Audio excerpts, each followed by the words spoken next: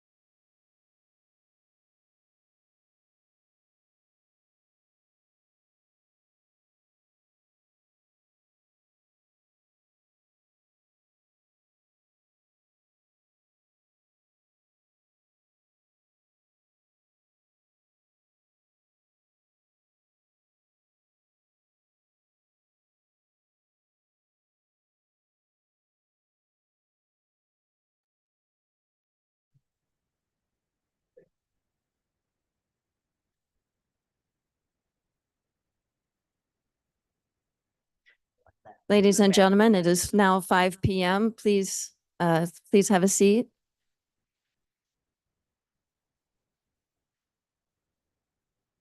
Today is October 24th at 5 p.m.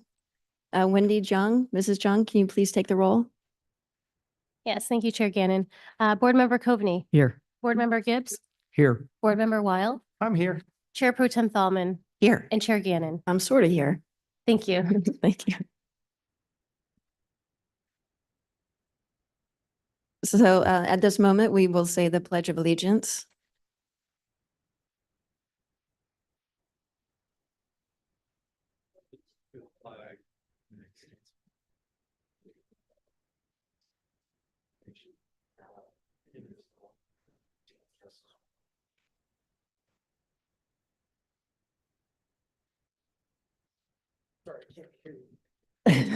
The jacket's too loud. Okay, so the meeting procedure will be as follows. First, we're going to have public communications. At that time, any member of the public who wishes to speak on items not on the agenda for this evening, they have 2 minutes per speaker to make comments. Then we have the consent calendar. From there, we're going to do regular order of business. I will introduce the item, the address, the DR number. Applicants will take their seats at the front. Board will take ex parte, will give ex parte. Staff will present the summary presentation. Board will be able to question the staff. Then the public hearing will be declared open. Applicant will have 5 minutes for presentation. The public will have 3 minutes to have their comments. Then the applicant team will have 3 minutes for a rebuttal.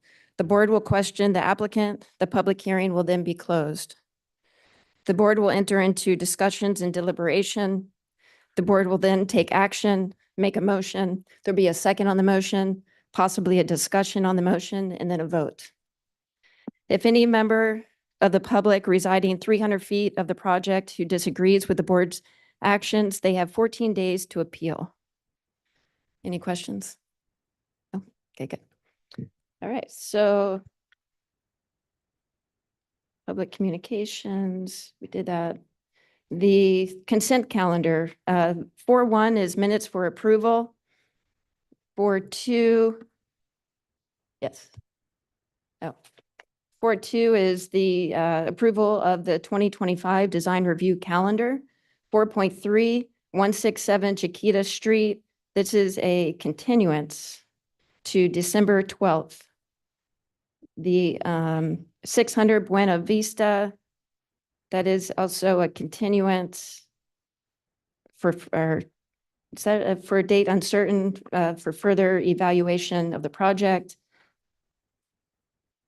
And then for 4.5, located at 32146 Coast Highway, that is being continued to November 14th, 2024. Chair Okay. Gannon, if I may provide an update regarding 4.5. I was notified by the applicant that they would like to request a continuance to December 12th instead of the November 14th hearing. Okay. So that will be moved to December 12th. So that one may need to be pulled if in fact you want to approve the other ones on consent. Okay. All right. So I move to approve 4.1, 4.2, 4.3, 4.4. Second. Board Member Coveney. Yes. Board Member Gibbs. Yes. Board Member Weil. Yes. Chair Pro Tem Thalman Yes. and Chair Gannon. Yes, Thank you. Motion passes. thanks. And then do we open 4.5 to the public? Okay. So now 4.5 located at 32146 Coast Highway. Are there any members of the public who wish to speak on this project? It is now open. It is being considered to be moved to the December 12th meeting, 2024. Sorry, I thought there were general public comments for items not on the agenda. Oh, you know what? I did forget to do that. And so if we can finish this one and we'll take that right after. Okay. Anyone opposed to moving 4.5 located at 32146 Coast Highway to December 12th? Okay. Motion. Chair, I'll move item number 4.5 at 32146 Coast Highway to be continued to November 4th, or December 12th. 12th, yeah. 2024. I'll second.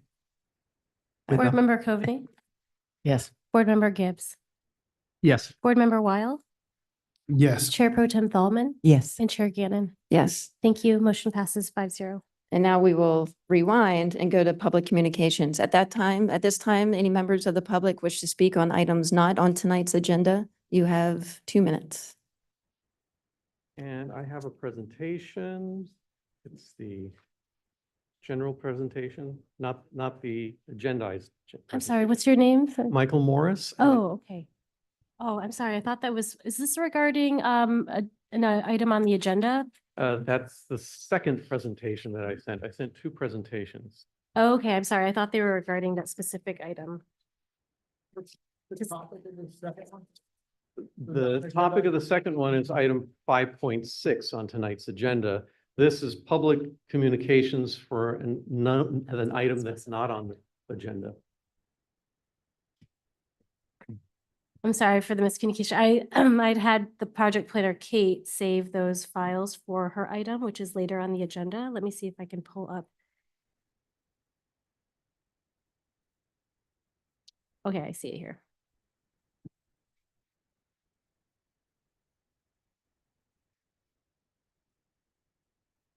Daniel, are you on the Zoom? Can I forward you the? I'll just forward you the email.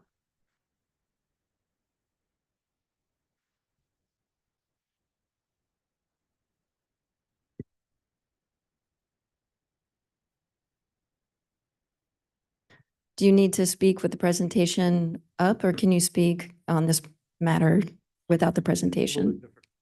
So Okay. speak out of thin air. If someone else wants to speak. Are there any other members in the public that wishes to speak on items not on tonight's agenda? No. You're the lucky one. You're stuck with me.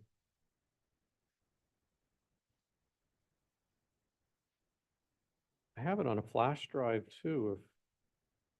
I think she for it. We're just waiting for it to switch. Is that about right? You got it?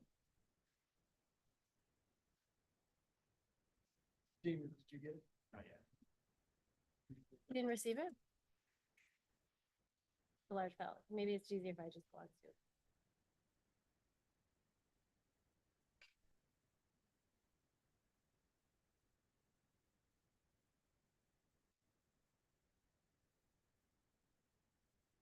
It's a big file.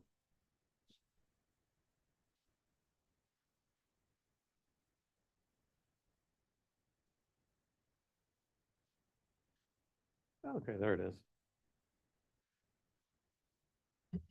Okay, good evening, DRB and Chair Gannon. My name is Michael Morris. I live at 1136 Skyline Drive, and I wanted to talk about the cumulative effects of projects approved in Lower Mystic Hills, starting at about 2022.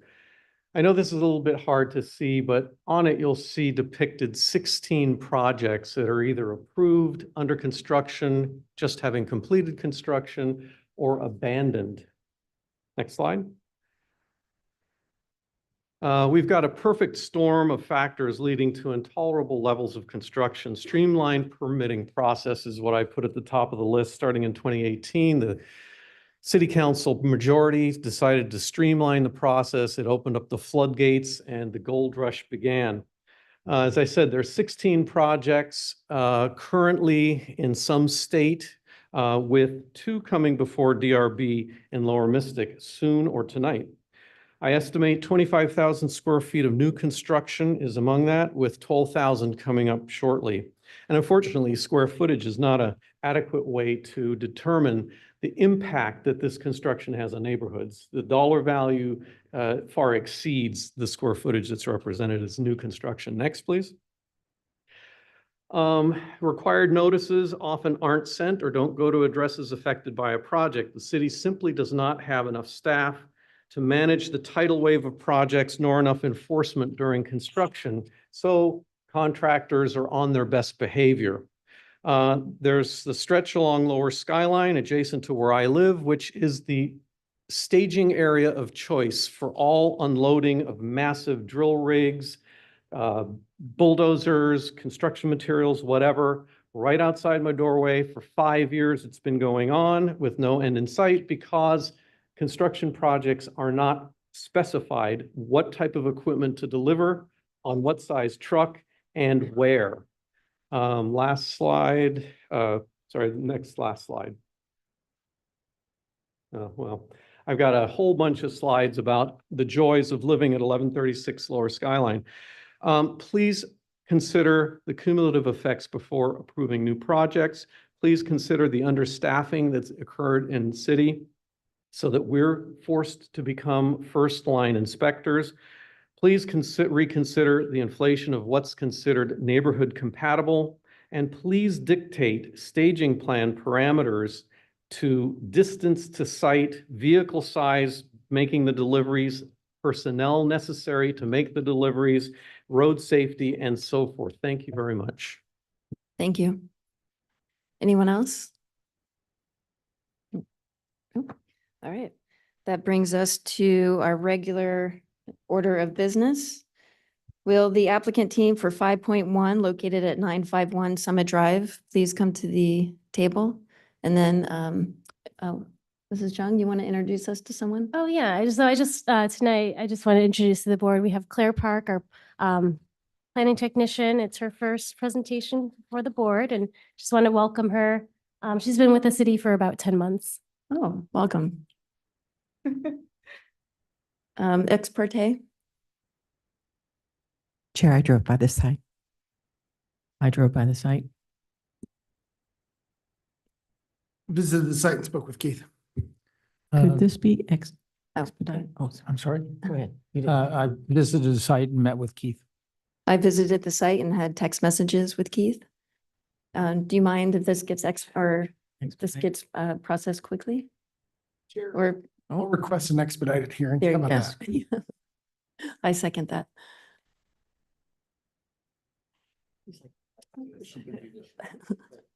Well, since it's her first one, she should have to do the whole rigmarole. Yeah. Okay. Item 5.1 is a pedestrian entry feature and a block wall in the public right of way. The project is located on 951 Summit Drive in Arch Beach Heights. Applicant is proposing a pedestrian entry feature that is 7 feet 4 inches tall and 5 feet 4 inches wide, and a block wall that is 4 feet tall and 12 feet 7 inches long. Both pedestrian entry feature and the block wall are in the public right of way, and because of that, it requires a revocable encroachment permit and design review. No public correspondence have been received for this project. Staff's recommendations that the board by motion adopt resolution approving design review 24-1658 and revocable encroachment permit 24-1659 and finding said action exempt from CEQA. This concludes my presentation. Thank you. Well done. Thank you, Mrs. Parker. Or Mrs., is it Miss or Ms. Park? Park, but Ms. or Mrs.? Okay. Thank you, Ms. Park. Keith? She described it pretty well. It's a simple pedestrian entry feature. The color is going to be dove white. Just. Your mic. Huh? Okay. It's a simple pedestrian entry feature. It's got a little wing wall coming off the garage to separate the garage from the entry gate. And then an L-shaped wall to match the other side. It's going to be integral dove white, smooth integral color plaster, just soft to match the house. And then the existing landscape will just be pulled back and redistributed below the wall to soften the wall. The existing gate will remain, so there's no new gate proposed. It's just to help approach the residents and finish the construction that's already been done. Great. Does that conclude your Yeah, 5 that's right. minutes? Yes, ma'am. Okay. At this time, is there anyone in the public that wishes to speak for or against this project? No? Mr. Lee, would you like to rebuttal yourself? No, I think I'm all good for now. Okay. This is a pretty simple one, Okay, good. but thank you guys. Board, any questions to Keith? No questions? I just have a comment. The one thing I do notice on Summit Drive, it's a difficult corner there in a blind corner. So I'm just concerned about construction. They just brought up staging plans. It's just, I'm assuming with block wall, it's not going to be it's huge. just a couple Okay. pallets of block and that's it. Okay. That's the next phase. Yeah, it's a hard, you can't just drive by. I had to park, but it was The a little view is- bit, The view is fabulous, but sketchy. that turn is yeah, crazy, yeah. all right. Yeah, it was a That's all. nightmare. All right. Who would like to go first? Well, you gave your comments already, so. Yeah, I can support the project. Yeah. I was just concerned about that particular access. Yeah, and Chair, I find the project to be simple in nature. It's a minor curb appeal update. The additions in the right of way are primarily driven by the topography and the steepness of the slope of the street. Totally appropriate. There's no sidewalks or any pedestrian access that's denied by the use of this or by the updates in this right of way. For me, the project's 100% compatible and I can support it this evening. And I'd like to echo what Board Member Wild just said, and I have nothing further to add. I will echo your echo and agree that I can support the project. The only thing I would add is that the REP is further buttressed by the fact that the city-owned land goes well into the property. And to be able to have the benefits that are enjoyed by other property owners, you need to have this kind of a revocable encroachment permit. So with that, I also concur with my colleagues and support the project. Thank you. Chair, I'll offer a motion to adopt resolution 241658, approving design review 241658 and revocable encroachment permit 241659 for a new pedestrian entry feature and a block wall in the public right of way and finding said action exempt from CEQA under section 15303. A second. Second. Third, sorry. Board Member Coveney, Yes. Board Member Gibbs, Yes. Board Member Weil, Yes. Chair Pro Tem Thalman, Yes. and Chair Gannon. Yes. Thank you. Motion passes unanimously.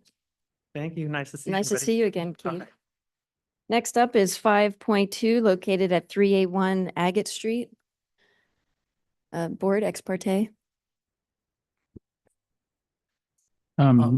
Visit the site, met with Linda Morganlander. Chair, I met with Linda Morganlander and visited the site. I met with Linda Morganlander and the homeowner. As did I, met with Linda Morganlander and the owner Lisa Sadowski. And I did as well. Okay. Daniel, are you, Oh, I'm ready. okay. can we expedite this as well, do you think? I would love for this to be I'd expedited. like to motion for that. Board, do you agree this could be expedited? Yeah, I think we need to hear this. I mean, there's a significant water course issue and flooding claim by the staff, so I'd like to hear everything.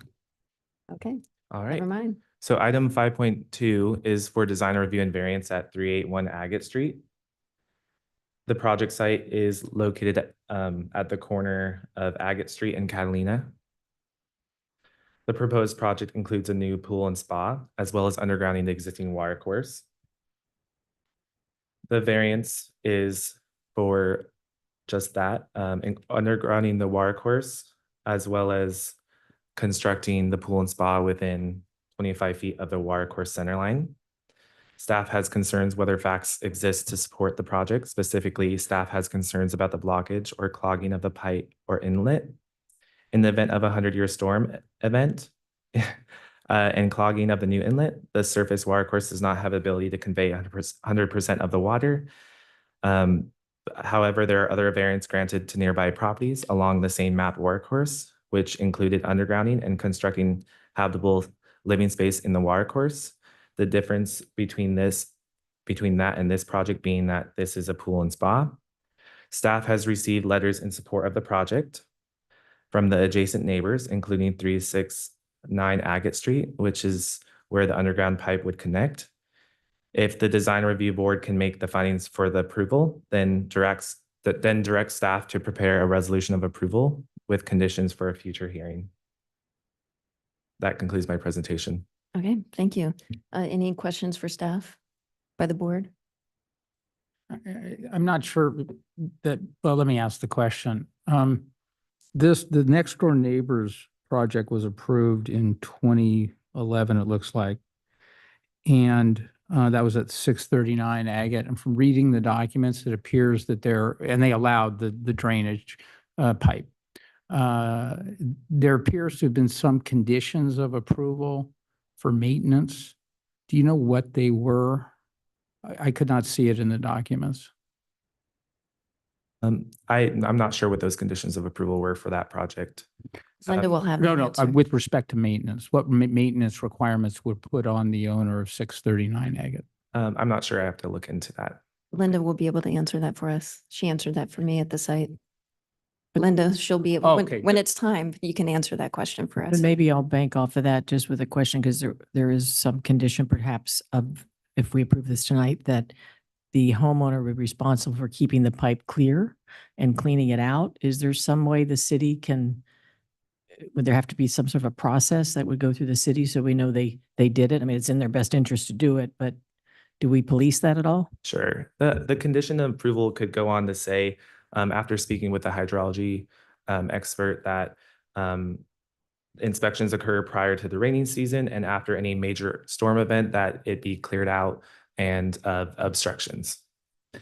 I think, and I kind of echo MJ, is that something the city would verify?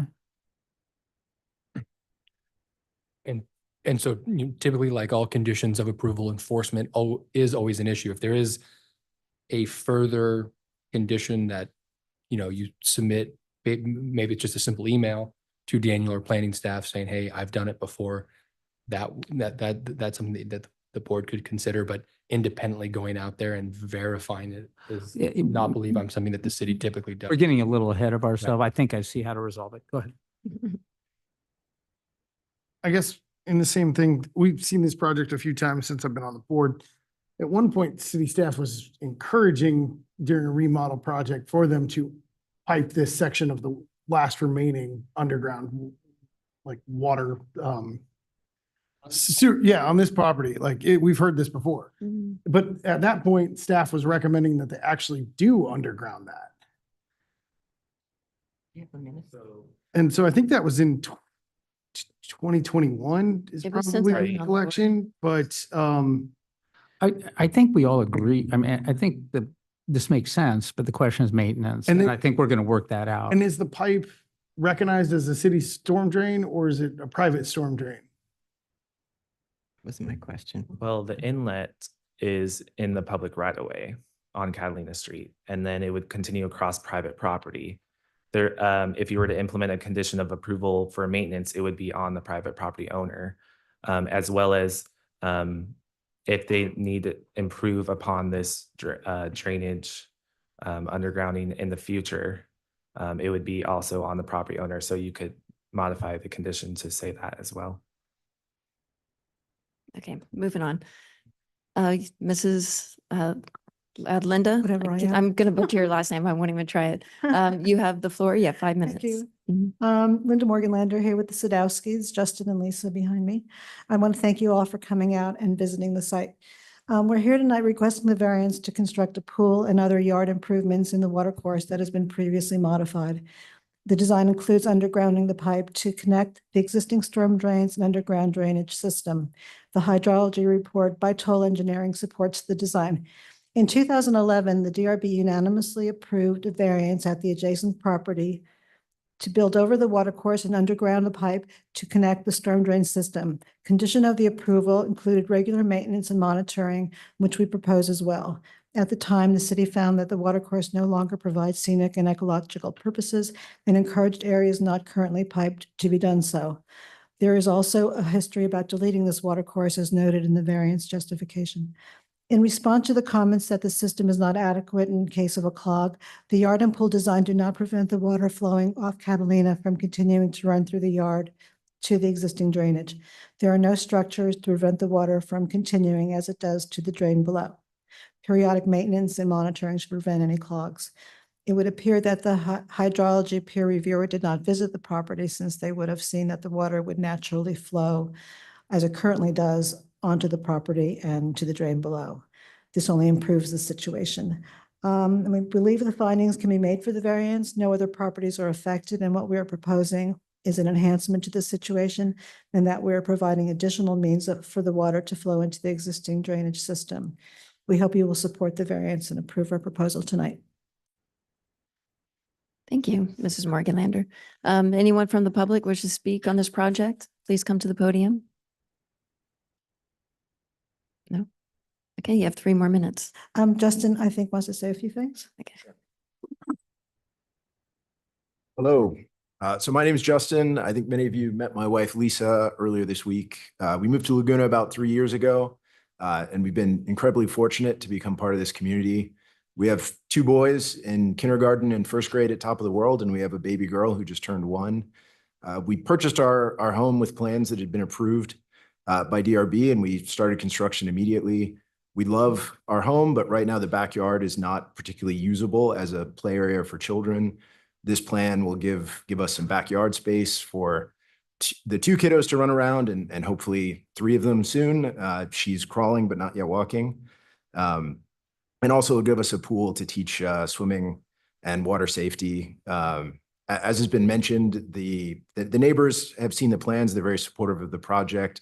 All 3 adjacent neighbors have given letters of support, and I think they're as excited as we are to join us in swimming in the pool. We're hopeful that the variance and the plans will be approved, and we thank you very much for your consideration. Thank you. Do you have, yes, you can ask questions. Excuse me.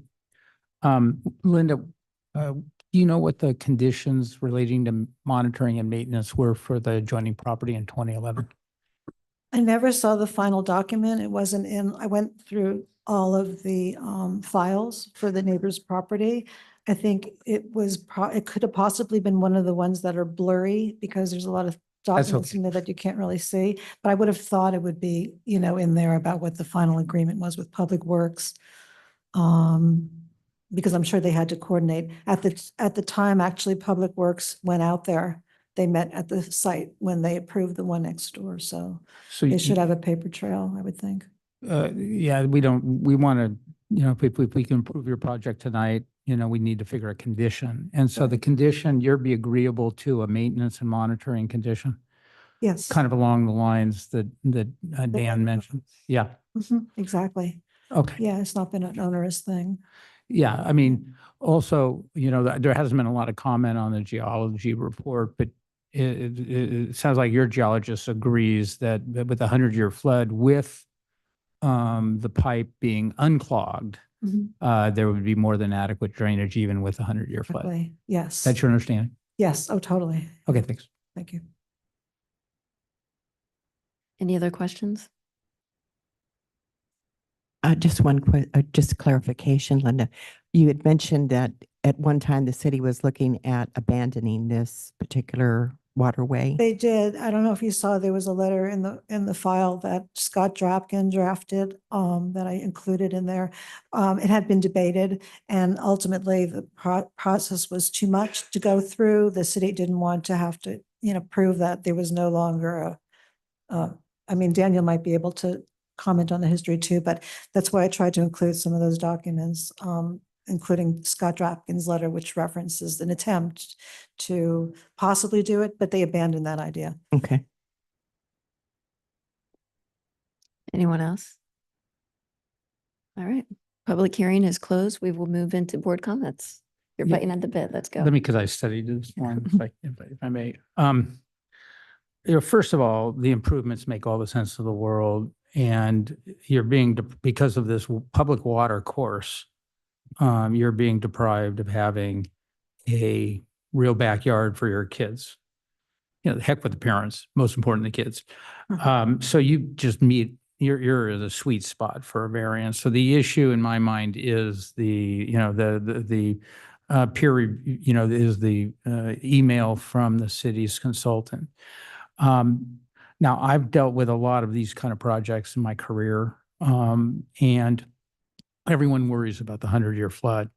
And you got to take it seriously because they do happen, as what happened in North Carolina. So I read all the documents really carefully, try to figure it out. And the way I read, I think Toll's great. I've read them. I've actually used them before. I think they do a solid job, and I think their analysis is correct. So let's start with that. The issue of clogging is always unpredictable. The way the Toll thing reads is that the runoff, if there is a clog, the runoff is more than adequate. It doesn't really address the consultant's issue that it would not be adequate in a 100-year flood because it only holds like 35% or could only handle 35%. I don't know who's right. I don't know, but in my mind, it doesn't matter. The key thing is to keep that the drainage system works. I think the consultant agrees with that with the city. And so that satisfies me and satisfies all the requirements for the variance. I would require a condition that you maintain it and monitor it. And I like Dan's suggestion that we make the condition, and I'd be interested to hear what my colleagues say, that you have an inspection company, it be inspected once a year before the rains, say September timeframe. Maybe, I don't know, August or September. Maybe August is better. Thorough inspection to make sure. And then if there's a major rain event, to have it inspected. And my suggestion would also be that you have the inspection report after it's done, showing it's clear, delivered to the city. I think that helps the city know that everything's going okay. And if there's a problem, it alerts it to, because the city's not going to go out and monitor all the pipes. So those are the condition that I would, require because of the sensitive nature of this pipe clogging up and the threat of a 100-year flood. So with that, I would approve the project. I have a question for you. Wouldn't it be better to do it after the fall leaves dropping? So like maybe between November and December? Except there is big rains and, there can be big rains in October. Let me ask you, I'm not a pro in this. What do you think, Dan, as to timing? Well, the rainy season always changes every year. So Right. I would say if we know it's coming, then there should be an inspection prior to that.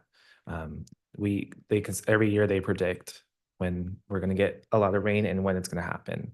So it could be October, it could be November, December, or not at all. Yeah, and with leaves and branches, kind of that can happen. So do you require another inspection in December? To me, that's kind of overkill. I think just at the beginning of the season, it's a pretty wide pipe. What is it, 15 inches? 15-inch storm drain. That's a healthy, healthy pipe. But The main drain is I could 24. have my mind changed on it. No, I agree with you. I can support this project. I think it makes sense. The way that you located the pool, it's on the uphill side and it keeps that drainage clear. So I can support this project and I support your variance findings as well. And I can also concur with both of my colleagues here. Your letter dated April 10th, 2024 was very clear. It called out the engineering firm and their peer review that supports this storm drain, so it makes total sense. It's the functionality it provides the homeowner is going to be excellent for them, and it's kind of unsafe back there now, so I think it will actually make it safer for all. And it's great that you have neighborhood support and you reached out to them. I agree that there should be a slight condition on, it behooves everybody, especially you, to keep it clear. So I kind of expect you're going to do that anyway, but just for the safety of you and us, we're going to probably put a slight condition on that, but I'm behind it.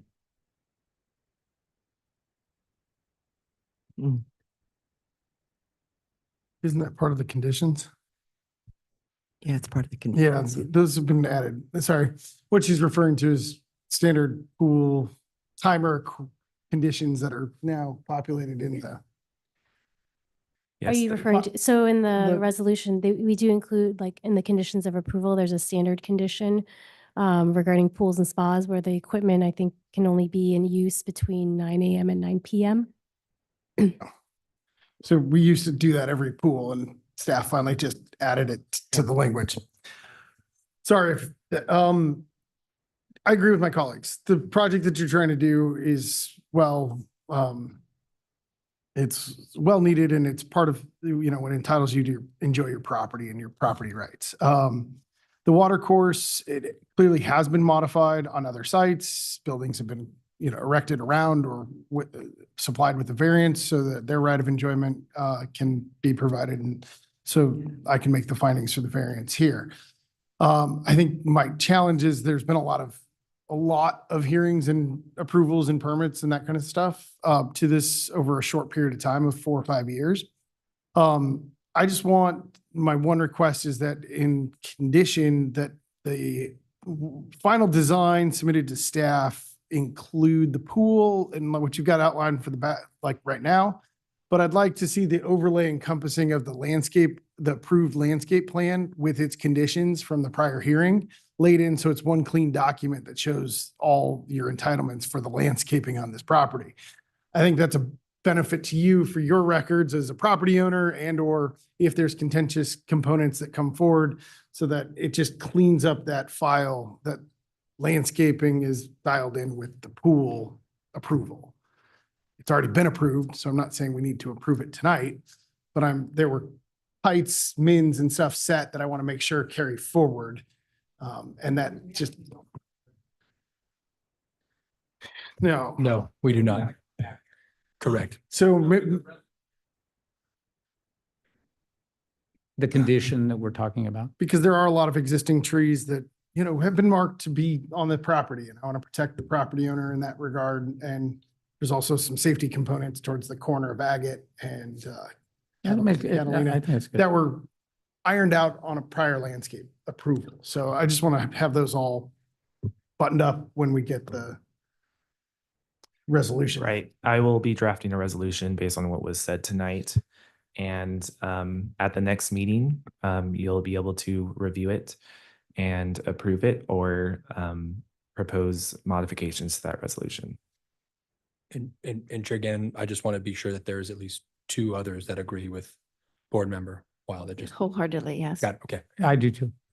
I would agree with, in fact, I was just going to mention the same thing because both of us saw the project the first time around when you did the first remodel. And so I think it would be helpful. I think that's a great suggestion by Board Member Weil. And I have nothing really to add. I agree with the findings for the variance. I think it's a much safer place for your children. I can imagine those rocks, a lot of bruises and scrapes. So I think it'll be a much safer backyard for your family. So I can support the project tonight with the conditions. Now, does that mean since we don't have a resolution, we continue the project? Correct. No, so Okay. the motion would simply be to direct staff to bring back a resolution of approval consistent with the direction given by the board tonight. And as our planning manager thoughtfully held a placeholder for the very next meeting, that this resolution will be brought back. Okay, so it's not continued. It's Well, approved? we would recommend a continuance to the November 14th meeting and direct staff to return with a resolution for approval for your consideration. Okay. November 14th. You want me to make a motion? Does that make? Can I clarify I- though, are you expecting the landscape plan to be included in I mean, how do you have time to review that? Or how do you have time to do it? It's already been It's already, I was on the board too when we litigated and approved your last landscape plan. Yeah. I think Daniel's just going to put it together, I right? see. This is on you, Daniel? Right. The condition of approval will be for staff to verify that it's consolidated into Right. one plan. Yeah, so it's not more work for you. Thank The you. staff is going to do it. Okay, cool. All right, I move that item 5.2 for 381 Agate Street be continued to November 14th to provide staff time to prepare and propose a resolution consistent with what we discussed tonight. And I'll second. Board Member Coveney, Yes. Board Member Gibbs. Yes. Board Member Weil, Yes. Chair Pro Tem Thalman, Yes. and Chair Gannon. Yes. Thank you. Motion passes for a continuance to the November 14th Design Review Board hearing. Thank you. Great, thank you. Next up, we have item 5.3 located at 232 La Brea Street. Ex parte. Sorry, I spoke with the architect the first time around and I just did a drive-by this time. I also just did a drive-by this time, had previously met with the homeowner and the architect. I wasn't at the last hearing, so I met with Brian Wood at the site. And I did a site visit. Same. I also met with the owner. Okay, Mr. Wank. Thank you. Good evening, Design Review Board and members of the public. Item 5.3 is a request for design review at 232 La Brea Street, located in the R2 zone. The property is currently developed with a single-family dwelling with an attached one-car garage. At the July 25th design review hearing, the board expressed concerns regarding the mass and scale, design articulation, neighborhood compatibility, access, view equity, and privacy. The board requested that the mass of the structure be reduced, additional articulation be added, the proposed balcony be changed to a Juliet balcony, windowsills be raised, additional materials be included to enhance the design integrity and improve articulation, visual transmittance foam be applied to all windows to reduce light pollution, tandem parking be removed, and to lower the building. The proposed project includes construction of a new single-family structure and an addition to an existing single-family structure with additions exceeding 15 feet in height, grading, elevated decks, landscaping, and maintenance of non-conforming conditions for the existing unit. The existing unit is non-conforming to side yard and rear yard setbacks and currently contains one parking space. The existing unit will have a 55.7 square foot addition at the lower level and removal of 13.6 square feet from the upper level. At the prior design review hearing, the applicant was also proposing tandem parking and new vehicular access. However, those have been removed per the board's direction. Staff has not received public correspondence regarding the project. Staff recommends that the board adopt Resolution 24-0484, approving design review 24-0484 and coastal development permit 24-1086, and finding said action exempt from CEQA. That will conclude my staff summary, and I'm available for any questions. Thank you, Mr. Wank. You have 5 minutes. Mhm.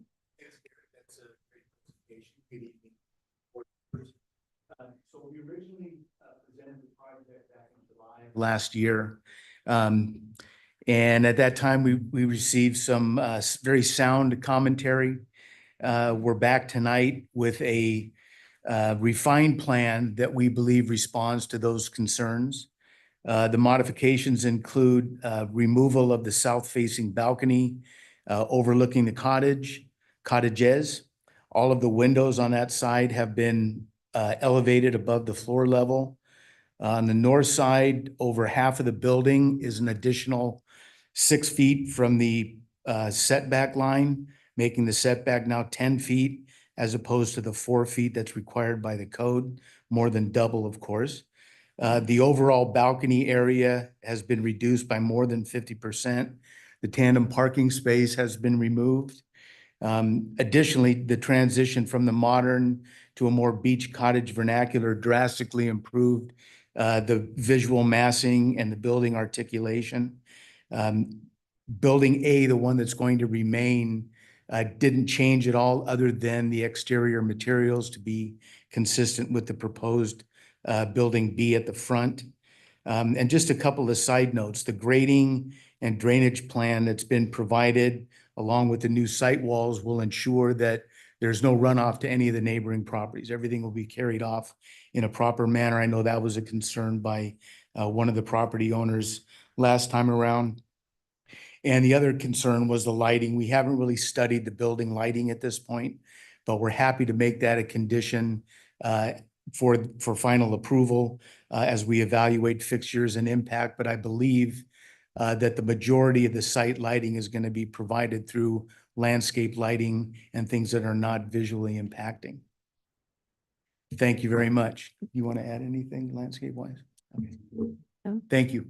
My pleasure. Thank you. At this time, any members from the public wish to speak on this project? How many are there of you? Oh, no. No, after. Are there going to be a lot of you? Okay. I was going to say, You're can you all get in welcome to line? Speak if you want to. Yeah. Okay, so things have kind of changed. I was talking to them outside because I just saw the new plans today. And my big thing is the privacy invasion. You know, our cottages are 550 square feet. We were grandfathered in at, I guess we only have 2 feet 9 inches variance from the wall. Their wall, which they said they would fix, actually is leaning over. So the most I have right now is 25 inches to the wall from all back of the properties down to 22 inches. Just found out tonight that they said that part of our back where we keep our trash cans is half their property, which that blew me away because these cottages are from 1916 and they were there first. But I guess, I don't know when they drew the survey of the property lines. So my biggest concern, which we've been talking, is the natural airflow, the darkness. If you said 10 feet, I'm not sure if that was on my side, but if I have 2 feet 9 inches and then they only go 4 feet and then they build 16 feet up and they're above me, you can see it's kind of a monster above us. I want to be neighborly. I asked them, why can't you do 1 story in the front like most of La Brea Street and the 2nd story add-on? But they had to do with so much free space of land, they said, so they couldn't. I don't understand that, but okay. So I'm just, that's my only thing. The front, there is a patio that I just saw. I don't know how wide it is. I know it's above us. Julie will talk, but when you look up, you could see the flagpoles from their house, from their bedroom. So that's just my big concern. And bottom line, privacy, darkness, airflow, resale value. I can't do anything to my cottages. They were grandfathered in. They're there, and I only have so much space. Now we're talking about the space in between that he said is half his. We've got like 5.5 feet that we're going to have to share 1 million trash cans because CC&R is making everybody get all these little trash cans. So I'm worried about that. So yeah, I guess that's what I have to say. I think what they've done so far is better than what I've seen. There is a door coming out on our side, and Crystal said that could be easily moved. And then William said, you know, maybe add plants, not a fence. But I'm still, just like I said, a little bit worried about the flow, the light. And I'm hoping, maybe Brian can answer that it's farther than 6 feet away of going 16 feet straight up. So that's what I have to say. Excuse me, I wasn't at the last hearing. Are you one? I'm lot- below them. You're She's the below on La cottages. Brea? Yeah. Yeah. And so we have from 1916, 4 cottages. I saw. Yeah. Okay. Okay, thank you. Next speaker.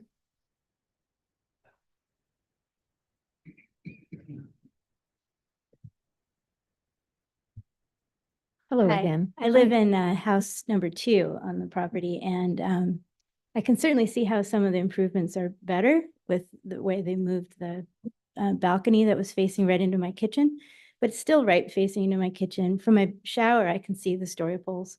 You know, the whole thing just towers over our house. So I'm concerned about the space. You know, it doesn't look like from the pictures that there's going to be much foliage. Right now, there's all foliage, which gives us a lot of privacy, and it still looks like a tower right behind our house. So I'm concerned about the space. And then with the whole trash issue, we used to have 3 large trash cans and nice space for it, barely fits. And now all of a sudden the city is making us have how many trash cans? 3 per cottage, you know, and so space is really being infringed upon, you know, in numerous ways. And this house is gigantic. So I have photos, if I can submit those, I don't know, showing how big the story poles are and how they tower over our house. We all saw it. We did site visits. Okay, all right, thank you. All right, thank you. Next speaker. So I'm actually cottage 4, but I'm going to be speaking for cottage 1 since they're currently out of town. So I'm not as impacted because I kind of butt up to the original house, but cottage 1 is definitely going to be impacted, and they have concerns about kind of the similar thing that Julie was saying as far as looking down right into their patio and also looking down inside of their bathroom and the bedroom. So there's just concern about privacy and how much that's going to impact the way they currently utilize their property. Okay, thank you. Yep. Next speaker.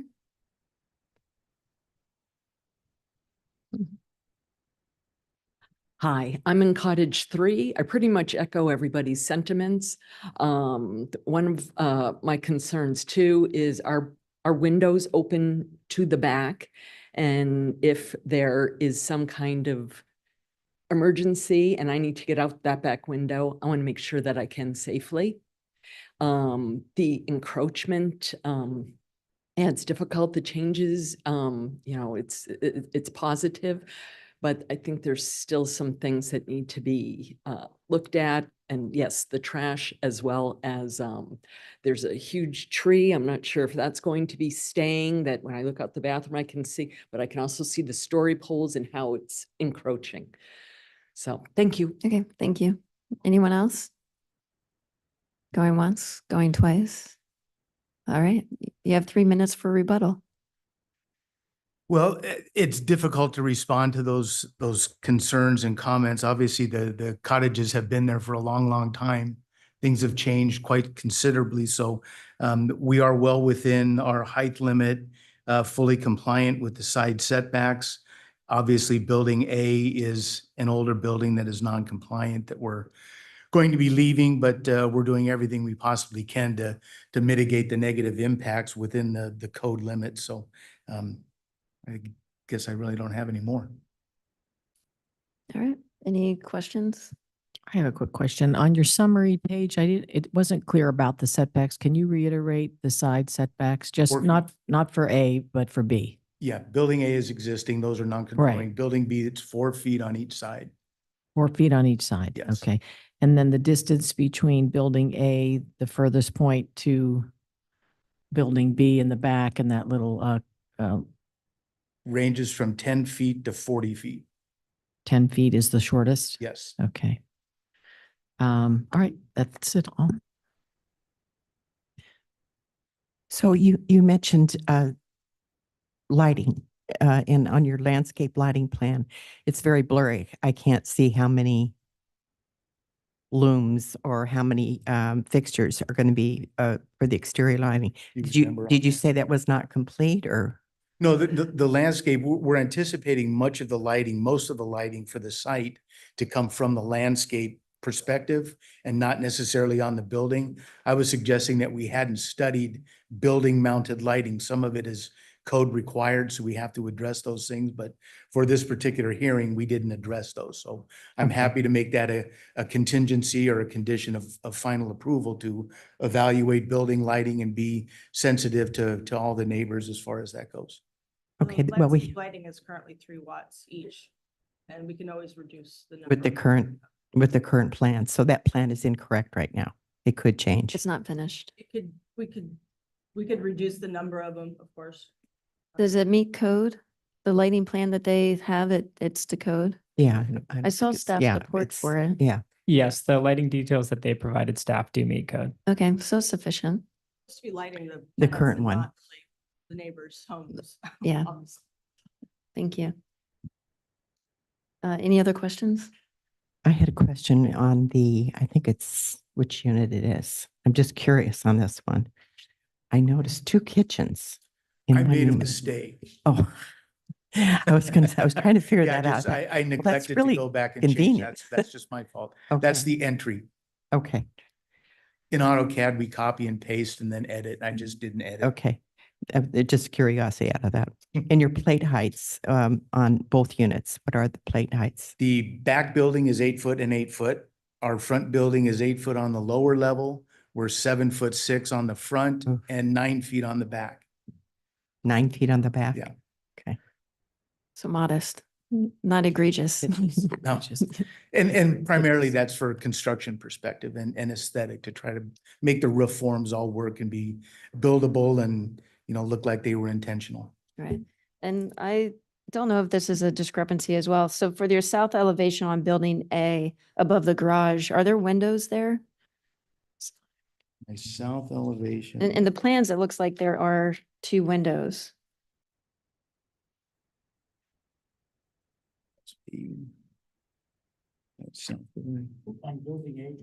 The building that's there, that's existing, yeah. But the windows above the garage are in the living room above the garage. God, Like I'm they so are. confused by this. So that's not a bedroom and a bathroom that's up there? On the back side, it's a bedroom and a bathroom. On the front toward La Brea, it's a living room. So you have a bedroom, family room. No, the family room's downstairs. On the south elevation, I have a bedroom, bathroom, living room. Oh, I got it from the lower level, but the upper level, No, that's the upper level. Lower level, there's no windows. right, because it's a garage. Garage and a family room. Right, and then the room upstairs above the garage, do Is you the not have living- windows? Yeah, there's 3 windows on the side there.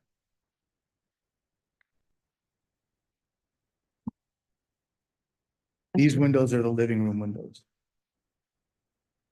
I don't know if that's too far away. No, I can see the windows. Okay, so yeah, we were trying to figure out the north, south, east, west. When we were there, we were with our Yeah, compass. there's a project north because north is kind of 45 degrees to the building. So I have a project north arrow on here that Oh, okay. kind of defines what those are. That you'll find that on the site plan and the floor plans.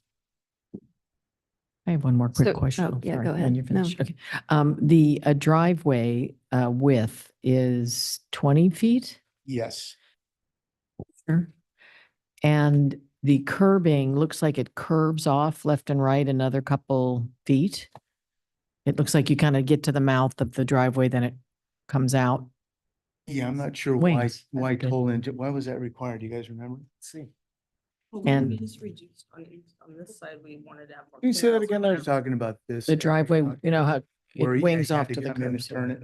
Yeah. So you don't pop the tire. See. I don't, It can go. I don't remember why he had to change it. Yeah, so it doesn't pop a tire.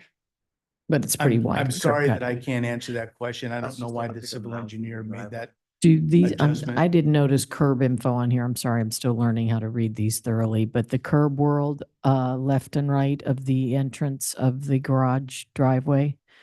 Are they standard curbs or curved? Because it looks like there's this whole walkway with the garden and everything. I just want to make sure public parking remains and they just have access to their driveway as cleanly as possible. I believe they are standard curbs, but I would have to take a further look Okay. into it. And one more thing, sorry, the wall between the cottages and you, tell me about this wall. I couldn't quite gather your 25-inch and 4 feet, then I heard 6 feet, so I just want to. Yeah, just the applicant can speak. Sorry, go ahead. That's okay. Hit it. Me? You. Okay. Our setback is 4 feet from Got the it. property line. The existing setback of the cottage's rear yards is roughly 2'9" is what I'm understanding. Got it. That gives about a 7-foot dimension between the two buildings. We are planning to have a wall, a property line wall at that 4-foot dimension, right on the property line. Right on the But property we're line. completely willing to consider planting smaller wall and something more aesthetic if that is Okay, beneficial. Sure. So is that an issue with fire to not have the right width, even though they can go up to their property line, but because the other place is non-conforming, do we have to Well, get for fire? safety for the cottages, I thought don't it they was have 3 to feet. have a 3-foot walk path? Yeah, there's a 3-foot required walking path per fire access. So it may be an issue at the specific location where the garage is in building A. Beyond that, they would be able to maintain the 3 feet.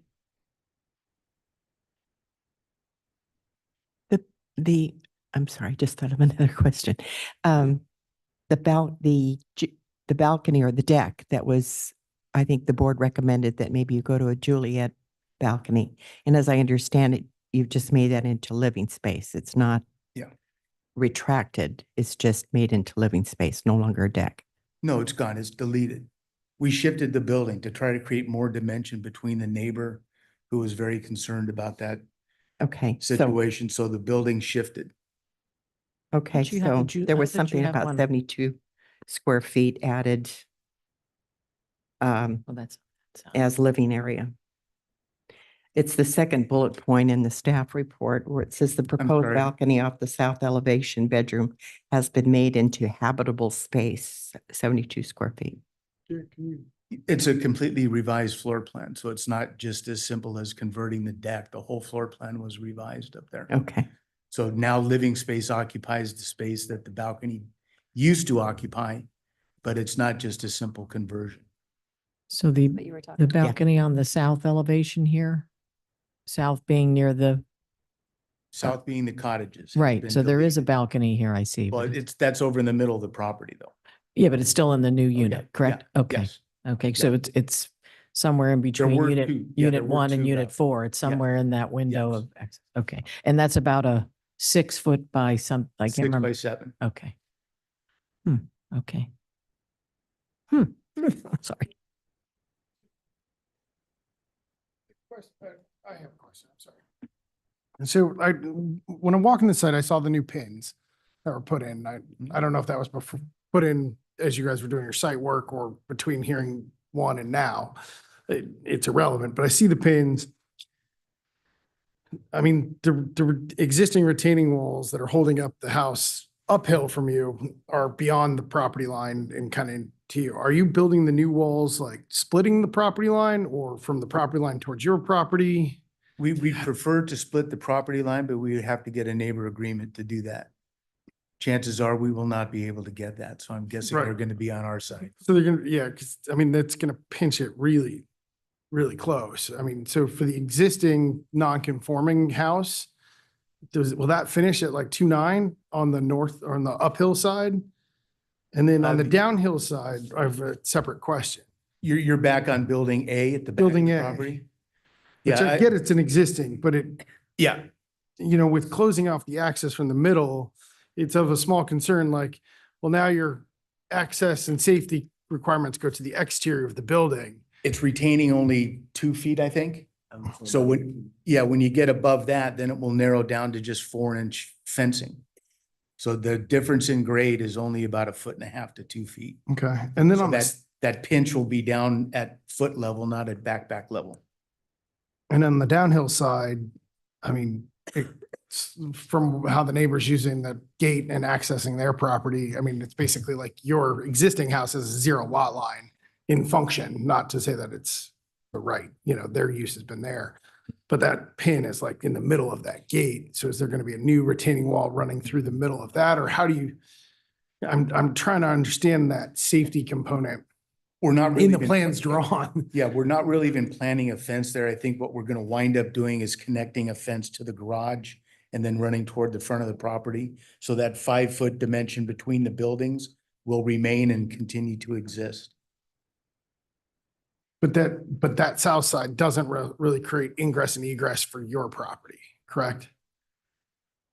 Back to the alley. In finished design. I'm not understanding the question. I'm sorry. There will be a gate at the front of the garage, not the alley side of the garage. I'm talking about the alley side. Okay, there will be nothing there. We're not planning any No- improvements. No retaining walls. No fence. It will remain exactly as it is today, Okay. cleaned up, grading, rocks moved, plants and things, but there will be no permanent structures.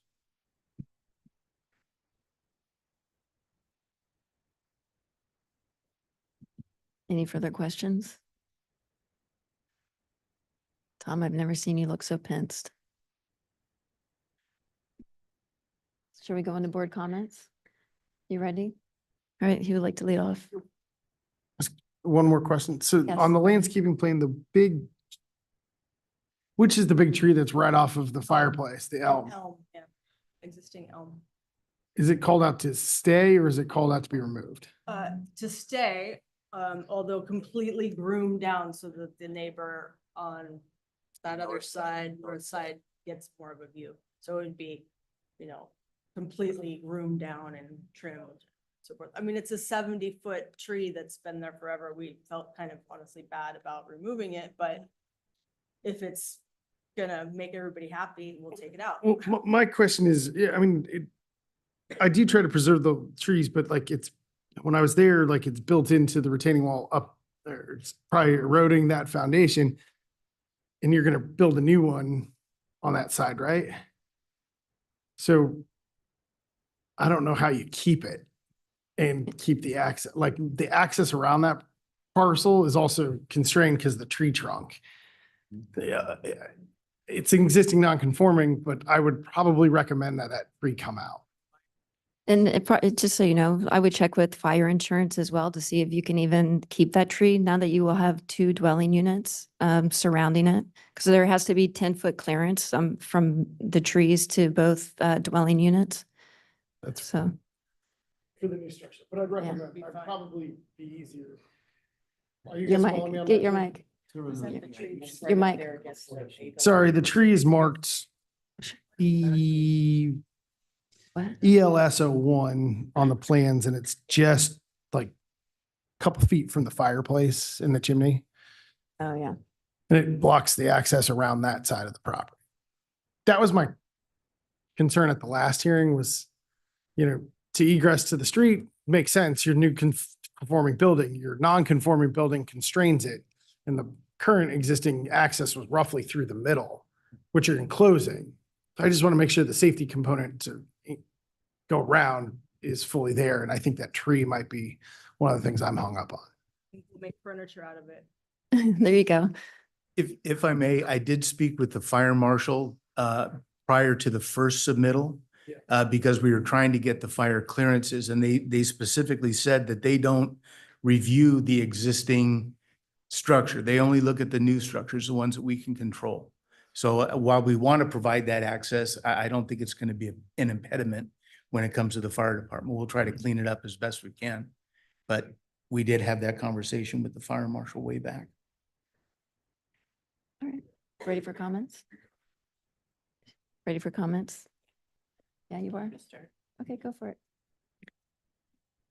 Well, I think so far you've made a good first effort, but I don't think you're done. Second effort? This is second? You weren't here for the first one. July 25th, I was here. I was at You the were last here. meeting, yes, yeah. This is the second Yeah, one. I was, Oh. I was here. One of yeah. us wasn't here. I believe I was here. So I still have some concerns. We had a lot of issues at the last hearing. I think it was mass and scale, design, articulation, neighborhood compatibility, access, view equity, privacy. So you've addressed some of those issues, but I'm still concerned about neighborhood compatibility. When I took pictures and looked around the street, it is the highest structure on the street. It is the highest structure among all of the other dwelling units. I still, this is not a discussion. So I still think it needs to be brought down. The mass and scale is still an issue for me. The lighting landscape plan, I appreciate that you're going to clean that up and maybe look at if there's additional changes to the building lighting, but I think that needs to be cleaned up. I understand your plate heights, you're really restricted with this, and that's why I was wondering if there's any way to dig down or bring it down. I don't understand why it's the highest on the street, and I don't know if it's the topography, but there's got to be a way. You're a good architect. I know every architect I've ever met can always come up with a solution. So those are my comments so far. I'm not sure how my other colleagues feel about it, but I'm not quite there yet.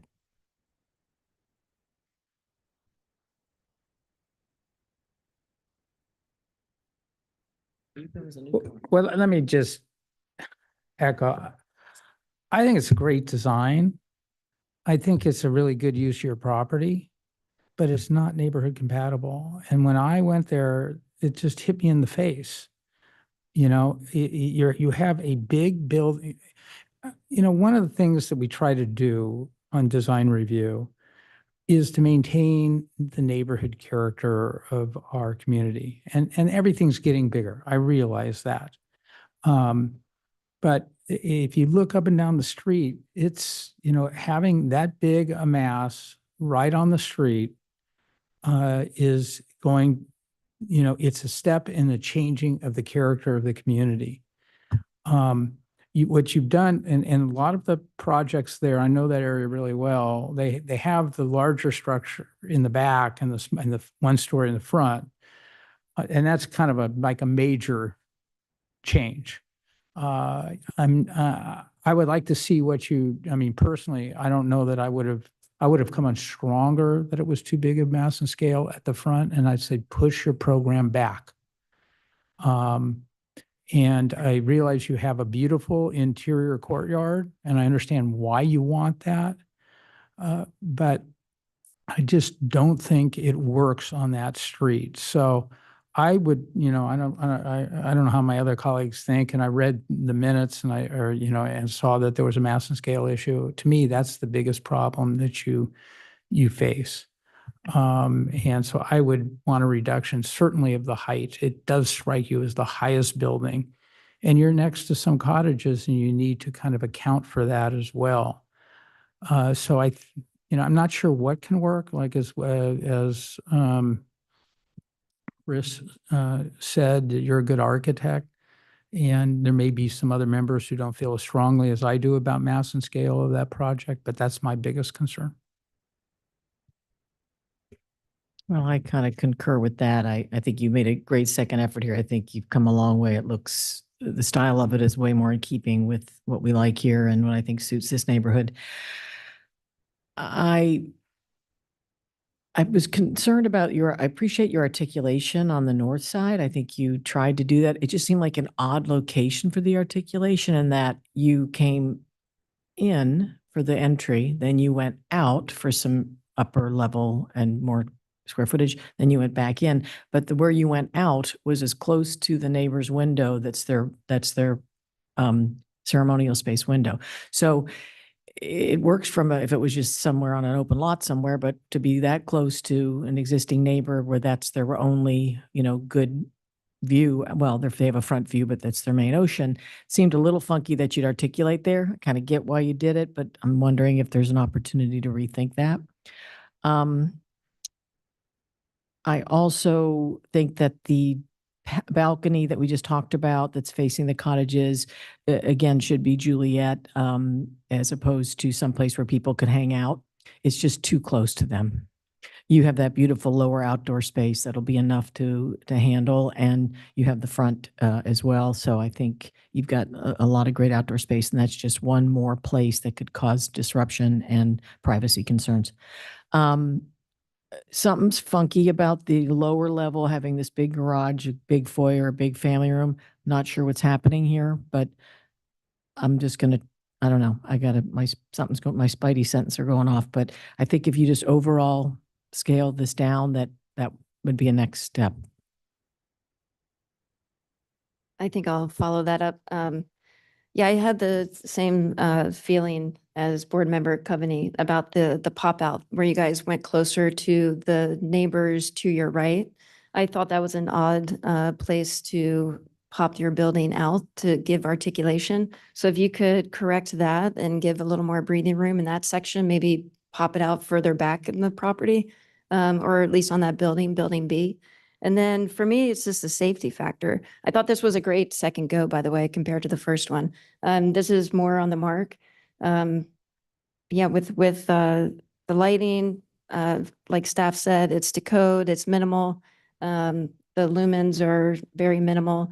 And I think if you correct the pop out towards the neighbor, maybe put that articulation further back on the property. And then with regards to, I concur with making the Juliet balcony the upper level deck, a Juliet balcony. And then also for fire safety, if you can just give the cottages at least 3 feet, whatever retaining wall that you wish to have, just make sure they have at least 3 feet. And as far as I'm concerned, you're good to go. Louis. No, That's his Halloween face. Yeah, I'm sorry. Let me just start over. I recognize the applicants made a lot of work from where we were, and I think there's been a lot of positive efforts to, work on this program. Obviously, the site's afforded two units on the site, and I do think you're trying to, maximize your own potential, but also try to be respectful to the orientation to the other properties. I think the comments by board member Gannon of the little pop out on the side yard, maybe being a little further back, could also open up a little more side yard view out of that one existing window. The tree, I do have a challenge with it being remaining just because of how big the trunk is. And I mean, it's already been mangled over the years. And with the retaining walls being rebuilt, I think it's the safety aspect of being able to get around the property, that tree needs to come out. I'm fully okay with you finding alternatives because trees in the backyard you have the space for it. And will provide privacy between the two units there. The garage on the new construction has a side yard door. I want to make sure that doesn't have a glass door. I can't quite tell what it is in materials. It kind of looks like on one of the elevations glass, but there's no need for it, especially since the neighboring properties' windows are all kind of right there. The driveway, I think you're mentioning, maybe there's some, I get you're trying to bring in a flat driveway on an angled roof or an angled street. It may need to be a little down to give you guys a little, like, see what grading you can do and maybe put a channel that you can get it to the lowest point where that driveway can self-drain, because you do have about 3 feet between the lowest part in that corner and where the entrance of the garage is. I think it was like 117 versus 120. So maybe there's some room there that you can bring the pad down a little bit. The eaves are, and the roof ridge, you might try to take a look at what angles you can do to try to bring that down a little bit. The plate heights are minimum, but I think there is some height that's propping up in the middle. So take a look at that.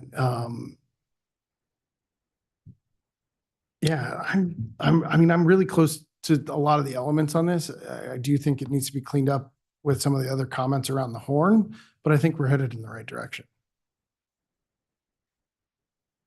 Are we in support of for a third meeting? Yeah, I can make the findings that the applicant's working. Can I in the make one spirit. quick comment since it is coming back? From my point of view, reducing the height's important. Also, to the extent that you can push the building back some would be important, I think, as well, in the interest of the community and neighborhood compatibility. You mean the second story? Yeah, I mean, whether it's the second story or the whole building, if you can push the second story back and maintain it, it's the second story that causes me the heartburn from La Brea, from the street on La Brea. So either push the whole building back or reduce the size of the second story. Well, we'll let the applicant And figure that out. Is it? And one, Well, we can address that when we get back. I didn't know it was the minimum, so. and one more additional comment. I think one of the other board members was talking about it, but the sidewalk in the planning, I can't quite tell if it's fully extended across the full parcel. It kind of looks like whatever material is being cut off in the plans. I just want to make sure that sidewalk that exists now carries through across the parcel. I think that's your intent. I just have some confusion in the plans. This may have been covered at the other hearing, but, members, is the center courtyard the minimum size, or can it be reduced by pulling the front building back, building B back? I think it's a ratio of lot coverage. Garrett, do you know the answer to that question? In terms of the separation between the buildings? Yes. It's a 25% of the combined height. So depending on the height of the structures, as it's currently designed, it's right about at the maximum. If they were to reduce the height, there may be some additional room to pull it back. So this is where your architectural magic comes in. So I think I'm hearing that you're close, maybe not as close with me as with the others, but I could get very close if you can reduce the height, maybe pull in the second floor a little bit and push it back a little bit. I want you to get your what you want to do there. I understand it and it's appropriate. It's just, it needs to get a little bit more neighborhood compatible, in my view. Mrs. Jung, can you help the applicant figure out what dates? Excuse me. Yeah, so since the board did approve the 2025 design review board calendar for next year, the possible dates when, I don't think that December 12th is feasible because the submittal deadline would have been 2 days, or yesterday rather. But so if you're looking for January, we have 2 meetings in January, January 9th. The submittal would be due by November 20th. Or January 23rd, with us submittals due by December 4th. Even that one's gonna be tough. This is a complete redesign of that building. Landscape, engineering, toll. Yes, we'll probably have to push it to February. So February 13th is the first meeting in February, and the submittal deadline is January 2nd. Can we evaluate that and change at a later date if need be? I mean, can I have a week to evaluate? Well, you should, the board should probably continue to a date certain, and then if for some reason, when that meeting date approaches and you are not ready to resubmit Send it. you could Okay, request a let's do that. I'll- continuance. I'll try to get it done. So which meeting would you prefer? Go to the January meeting. January 23rd Third, with a submittal due date of December 4th. yeah, Okay, thank you. I'll see. Chair, with that, on item 5.3 at 232 La Brea Street, I'll motion to continue the project to January 23rd, under the direction of the board. And I will make the findings for a third hearing that the applicant has been working in the spirit of the board's direction. I'll second that. Board Member Coveney, Yes. Board Member Gibbs, Yes. Board Member Weil, Yes. Chair Pro Tem Thalman, Yes. and Chair Gannon. Yes. Thank you. Motion passes with a continuance to the January 23rd meeting. Thank you. See you in the new year. And then can we take 5 minutes? Yeah. Next up is 429 Panorama Drive. While the applicants take their position, board is going to take 5 minutes.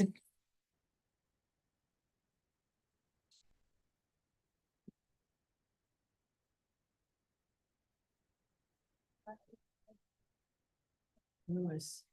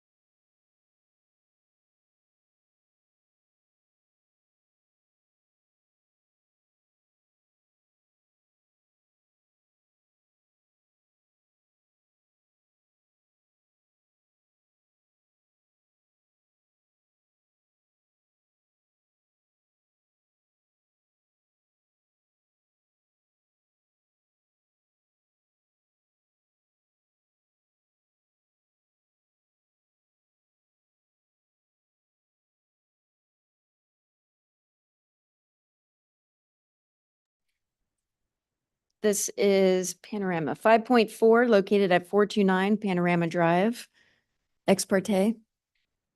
I guess this is just a, Yeah, we met with all the neighbors last time and gave pretty specific direction on following up. I did meet with Jim Conrad, but I didn't receive communications from any other neighbors.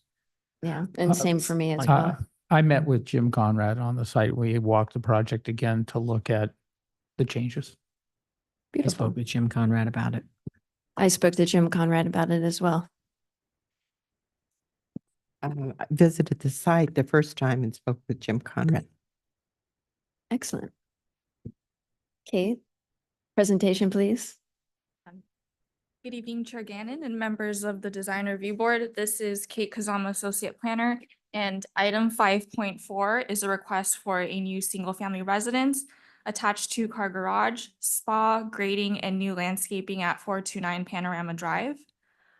The board previously heard this project on September 26, 2024. During the first hearing, the applicant presented modifications to the board based on neighbor concerns, which included reductions to the main level, reductions to the usable deck space on the upper level, and proposal of privacy hedges.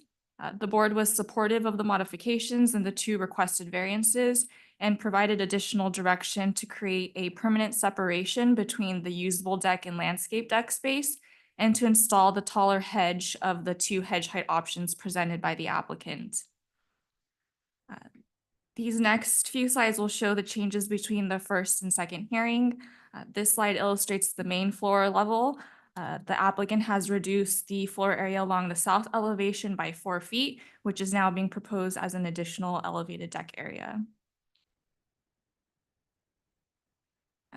This is the upper floor plan, which depicts the two upper level deck areas off the master bedroom and bathroom, which is being reduced and converted to landscape deck space. The two spaces will be separated by a 42-inch railing. Privacy hedges are also being proposed along portions of the south and eastern property line as shown in the right exhibit. And this just compares that side south elevation.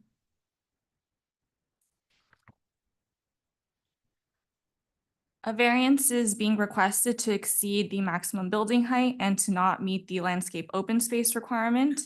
During the first hearing, the board indicated support for the applicant's two variance requests based on the topography of the lot, the presence of an existing shared driveway, the fact that the proposed top of ridge height would not be increasing compared to the existing home, and that the proposed landscape open space would be increasing compared to currently provided. Staff has prepared the variance findings outlined in the staff report based on the board's prior direction. Thank you. Sorry, go ahead. Staff has received one late letter of correspondence with concerns related to the historic significance of the existing structure as it was constructed by Chris Abel in the 1970s. The property is not listed on the federal, state, or local register. Absent listing on one of these registers, the city would need to exercise its discretion to determine the structure is historic.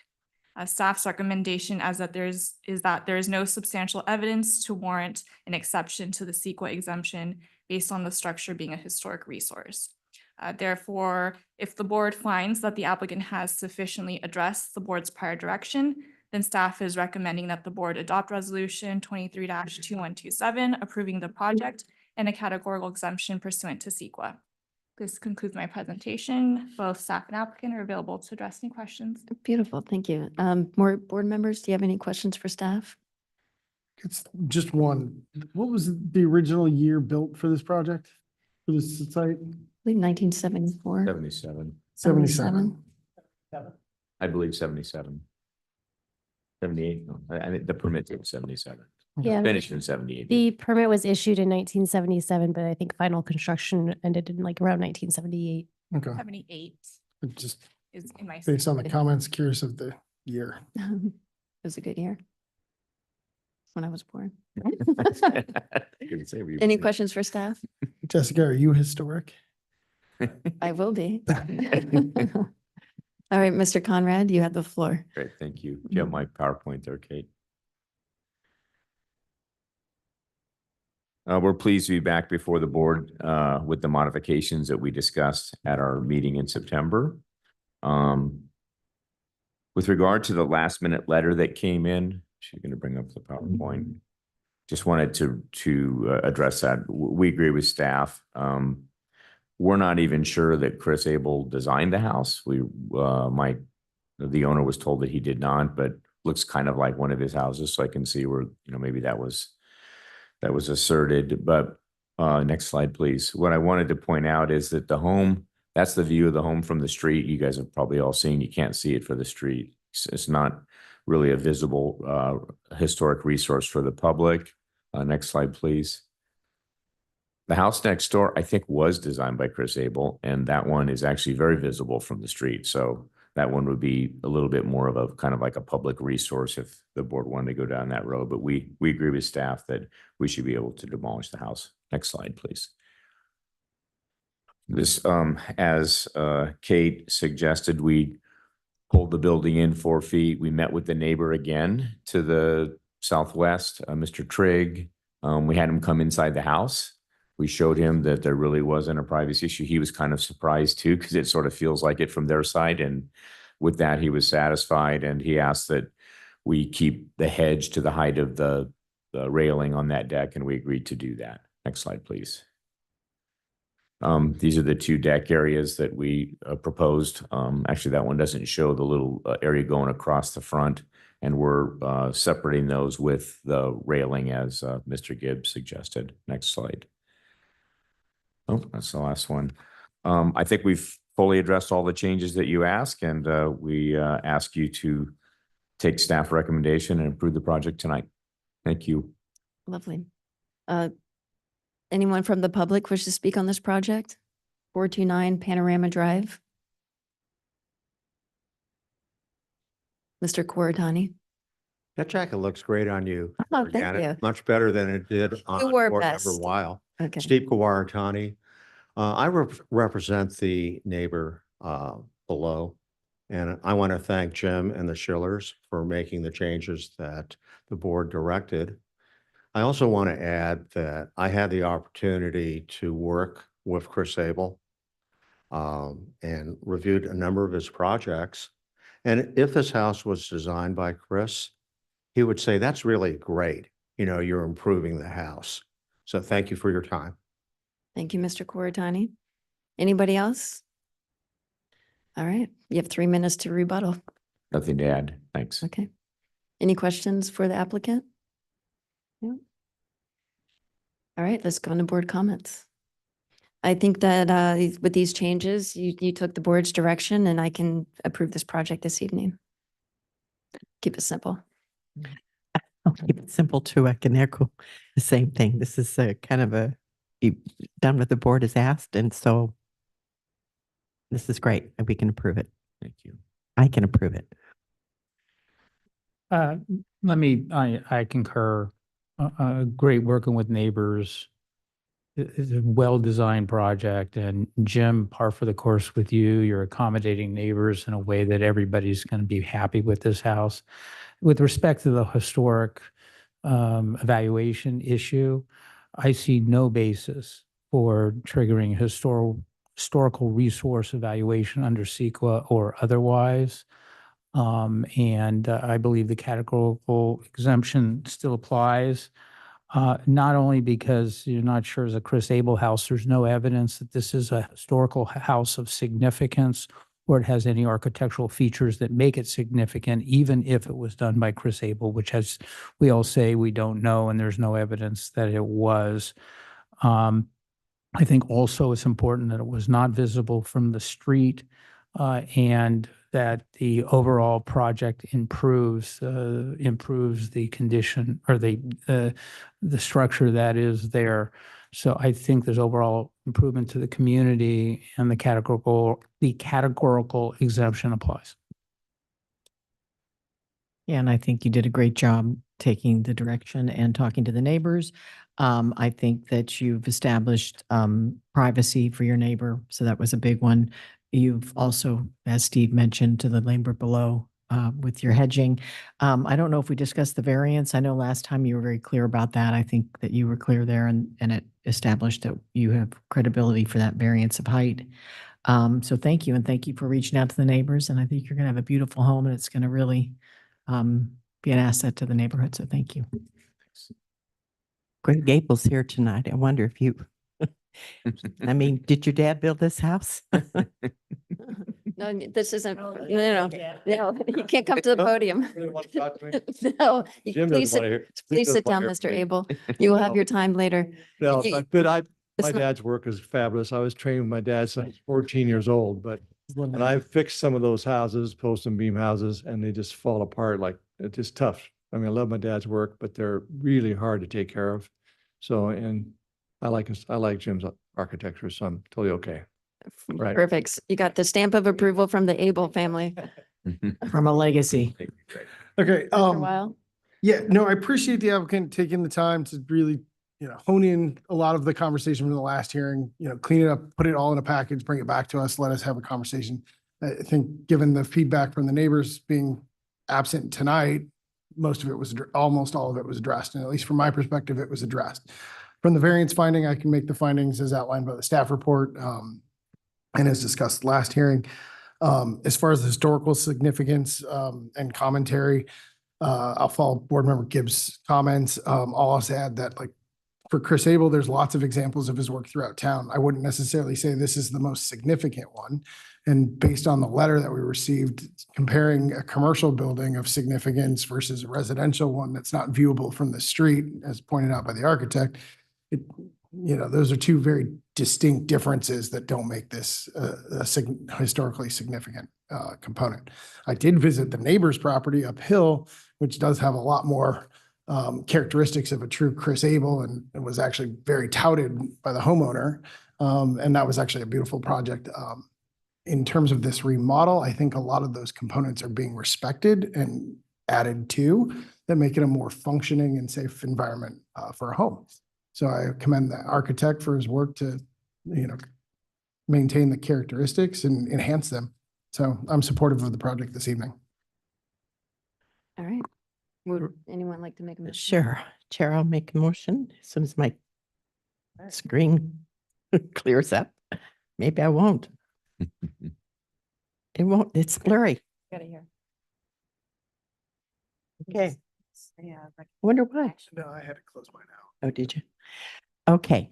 Chair, I'd like to move to adopt resolution 232127, approving design review 232127 for demolition of an existing structure, construction of a new single-family dwelling, elevated decks, tandem uncovered parking space, spa, grading, landscaping, and to exceed the maximum building height for the elevator and stairway, and granting variance 232128 to exceed the maximum building height and to not provide the minimum required landscape open space, and finding said action categorically exempt from the California Environmental Quality Act under section 15303. Second. Board Member Jones. Coveney, Yes. Board Member Gibbs, Yes. Board Member Weil, Yes. Chair Pro Tem Thalman, Yes. and Chair Gannon. Yes. Thank you. Motion passes unanimously for approval. Thank you. Thank you. Thank you.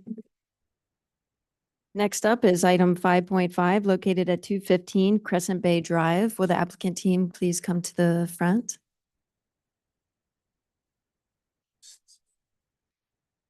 While we're getting set up, ex parte, Chair, I met with the architect team and the property owner. As did I. I met with the architect team and the property owner as well. Architect team and property owner. As did I. Nice suit. All right. You guys settled? Nice to see you guys again. Too. The orange jacket keeps grading quick. Keeps going around, yeah. Fantastic. Let me know when you get cold. You can wear it too. Yeah, you want to get it next? Okay. Kate? It's my turn. Oh, Daniel, Uh, Mr. Latham. Yes, thank you. So item 5.5 is for a project at 215 Crescent Bay Drive. The project site is a vacant oceanfront lot near Crescent Bay Point Park. The proposed project is a new single-family home and a two-car garage. These are the items that are subject to design review. This home is under 3,600 square feet, so therefore a two-car garage is proposed. Elevated decks are around 800 square feet. Landscaping, the spa, retaining walls, site walls, the skylights, the grading, the construction in the ESA oceanfront, and the public sidewalk. It is staff's recommendation to implement a condition of approval. It's number 9 or number 18 in the draft resolution to require the sidewalk to be included with the plans prior to submitting to building plan check. The design review board has discretion for the public sidewalk improvements pursuant to Laguna Beach Municipal Code. If it is determined that the sidewalk would be out of scale or character with the immediate vicinity or otherwise unnecessary. As demonstrated in this image, a sidewalk across the subject property frontage would extend the sidewalk improvements that currently exist continuously to the east of the site. Staff is recommending approval of the project. That concludes my presentation. Mr. Latham, you have 5 minutes. Good evening, board members and staff. Pardon me for reading my notes, but it'll help me stay on track of time. My name is Chris Meddock. I am the project architect. I'm here with the owner, Miss Keitha Russell, along with some of our consultants. We're available to address any technical questions that I may not be able to answer. I would like to begin by extending our sincere gratitude for your support. We've had the privilege of meeting with each of you at the site, and I hope I was able to address any questions you may have had. Your compliments on the design are deeply appreciated, and I humbly thank you. Our design concept aims to create architecture that is both warm and inviting, meeting the needs of Keitha and her family while respecting the unique characteristics of the site. The massing is softened by open spaces and natural light, articulated through carefully considered floor and roof planes, while the upper volume steps back to further reduce its visual impact, mass, and scale. The roof structure is designed to appear as if it floats effortlessly above the stone surfaces, much like a pelican gliding over the coastline. The home features an approachable scale with a thoughtful selection of tactile materials that harmonize with the surrounding properties. We believe our design is not only meets, but exceeds the design review standards. Our approach to design is different in that there is no intentional overreach. We are not aiming to push the envelope. Instead, we are proposing bespoke architecture that is well balanced and appropriate for both Ms. Russell and the site. I would like to quickly address any concerns regarding views. Daniel, if you could go to the next slide. Yeah, that one. Please refer to the photo. There were tall trees that obstructed the view prior to October of 2023, with no complaints about the trees or requests for view equity preservation. Subsequently, these trees were trimmed to provide a clearer line of sight for the story poles. Naturally, there are now more views that did not previously exist. Moreover, to focus on the positive, we structured the home as an L shape to maintain a view corridor and designed the front privacy fence with louvers so that one can peer through the fence to the water. To quickly address a question from board member Thalman, we will specify high-performance anti-reflective glass, such as Guardian Clarity or Pilkington OptiView, to minimize exterior glare and enhance clarity. This will reduce reflection and glare from the exterior, providing a clean, refined look that complements the design. Regarding the sidewalk, I'd like to add a couple of points in addition to the letter that you received. First, public areas are often become neglected. Ms. Russell frequently observes that the sidewalks on both sides of the park attract litter, including pet waste, alcohol containers, and other vulgar debris. Therefore, adding a sidewalk would detract from the overall appearance of the property, undermining both the home design and landscape design. This would not enhance the cul-de-sac or the neighborhood as a whole. Second, it's highly improbable any of the existing homes on the bluff will undergo quote unquote major remodels due to the bluff top setback. No homeowner would want to lose parts of their existing homes that are currently grandfathered near the bluff. As a result, the new sidewalk requirement is unlikely to be triggered in the next 75 years, and existing homes will adhere to a quote unquote minor remodel. That means a sidewalk in front of the subject property will continue to a dead end and stop with no further connection in the future. We respectfully request that you exercise your discretion regarding the public sidewalk to approve the proposed plans and remove condition 18, which mandates the inclusion of a sidewalk. In conclusion, Ms. Russell is enthusiastic about enhancing the neighborhood with this new home. We believe it meets and exceeds the design review standards. The design features an approachable scale and is compatible with the surrounding properties. The massing is mitigated by open spaces and is articulated through floor planes, roof planes, and a thoughtful composition of materials. Thank you. I'm available for questions. Thank you. At this time, any member of the public wish to speak? You have 3 minutes. Please come to the podium.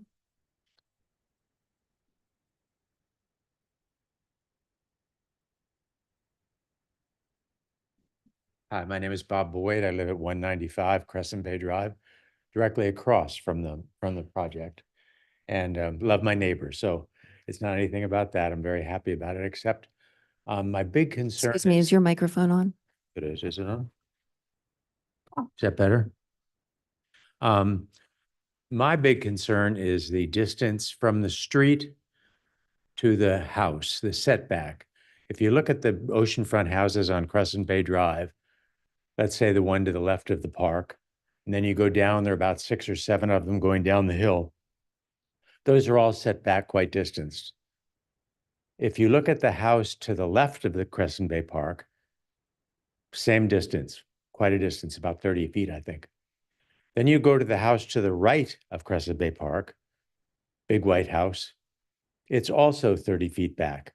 If you come out and walk out of that driveway, you can see where the poles are for the new house.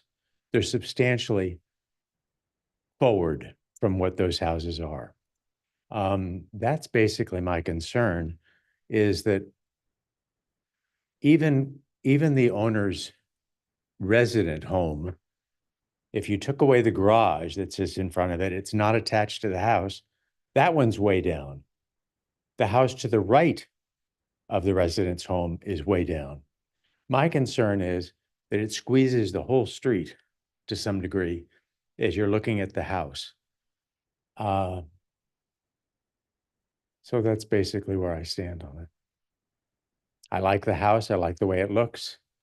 I just think it's too close to the street. And if you want a living example of it, to the right of that is a garage that is where the resident lives.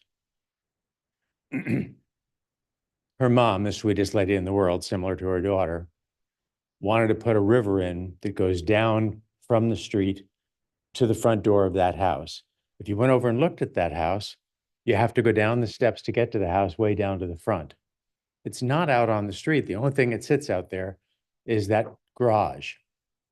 At the time, I knew 2 people on the board.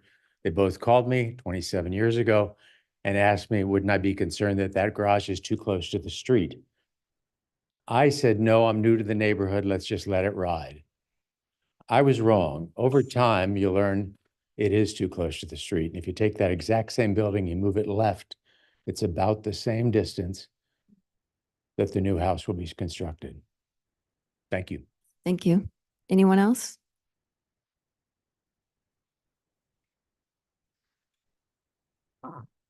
Hello, can you hear me?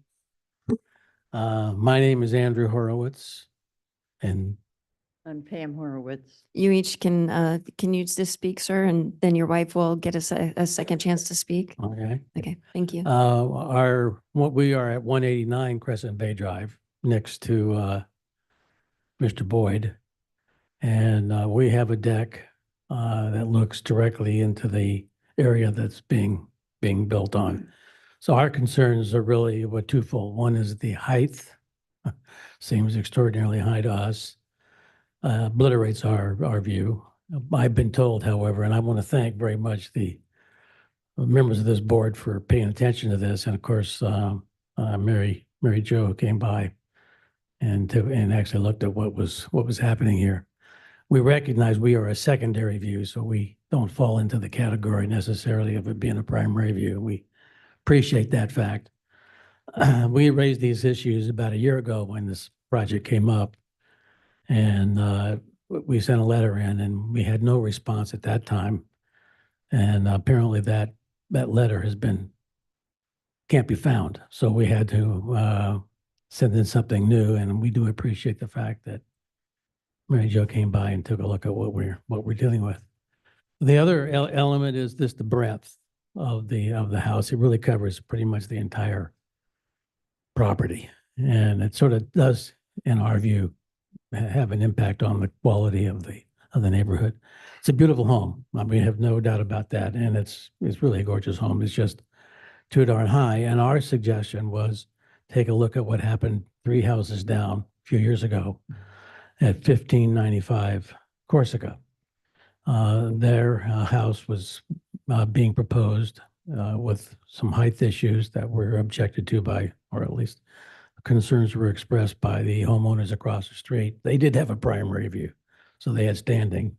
But the gentleman involved did excavate and lower the house, maintain the square footage, but it had a very positive impact upon the neighborhood and certainly preserved the views of those who were concerned. So that was my suggestion, and afraid it was ignored in this particular case.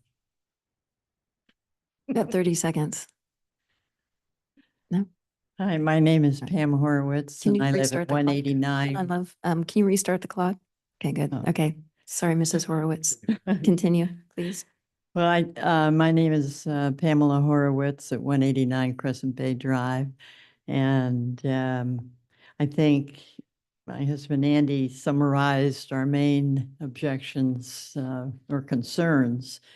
The house really comes right out into your face on the street and will definitely have an effect of boxing in Crescent Bay Drive, and which does not enhance the look of the neighborhood.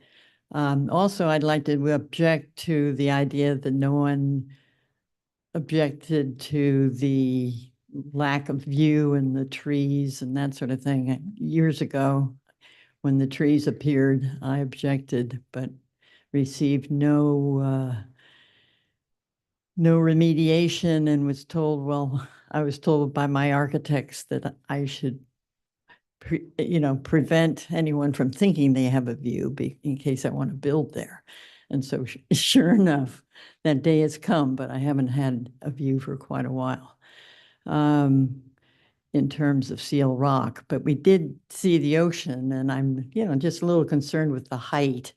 Our view now from our home is sort of confined to just a narrow band of ocean above the project. And it'd be nice to sink the house a bit, if that's possible. I know they're on the, Keith lives on the cliff, and I imagine that poses problems. But that's just, that's just part of our concern. So that's really all I have to say. Thank you. Thank you, Mrs. Horowitz. Thank you. Anyone else? Any other speakers? Okay.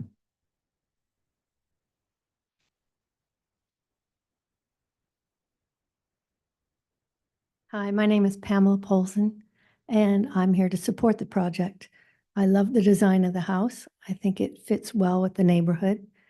I think that they've been really respectful in designing a home that is not overly massive for the neighborhood. I know they took consideration with the neighbors' views to be able to allow a corridor on each side, so there still would be some view. I realize that when there's a vacant lot and you build a new house on a vacant lot, people who are used to seeing something not be there, and then you put something there, it's, going to be impactful for them. But I think they've done a really nice job of keeping the scale within the neighborhood. So thank you. Thank Support it. you. Thank you. Anyone else? Going once, going twice.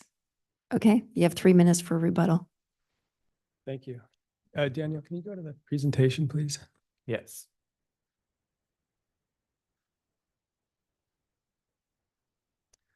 So first I will, and by the way, thank you, Bob, Andrew, Pam, and Pamela.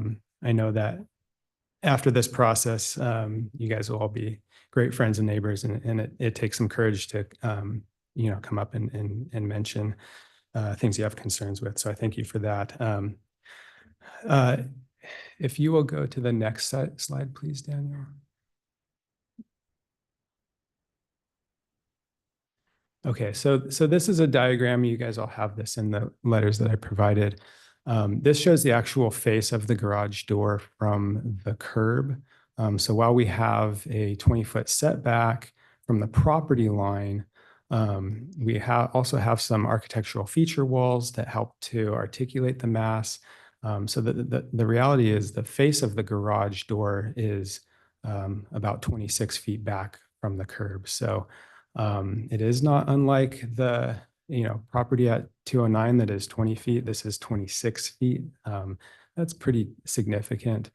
Now, if you will please go to the next slide, Daniel. One more. Okay. If you will look in the top middle, this is Mr. Boyd's garage. So has about a 5-foot setback. Just want to acknowledge that. And then moving on to the Horowitz concerns. They are at 189 Crescent. If you'll see the top left image, a little hard to see from the audience, I apologize about that. They have about a 27-foot height limit, or 27-foot height. I don't know what the zoning code is on their lot, and we're at 15. It's important to note that there has not been a view over the subject property due to the previously mentioned trees. Additionally, if a view were possible, it would be a side view, which is secondary to the much grander front-facing view over Crescent Bay Point Park that they will continue to enjoy for the life of the home. Furthermore, 189 Crescent benefits from approximately 27 feet of height from the curb, whereas our proposed design maintains a maximum height of 15 feet from the curb. Lastly, as I noted in my letter, the building frontage represents only 68% of the front of the lot width, with the remaining space dedicated to an entry gate, a semi-transparent louvered privacy fence, and side yards, all of which will feature beautifully maintained landscaping. I mention these points with the utmost respect for Mr. Horowitz and his family, and I appreciate the compliments on the design. Thank you. Any questions for the applicant? No?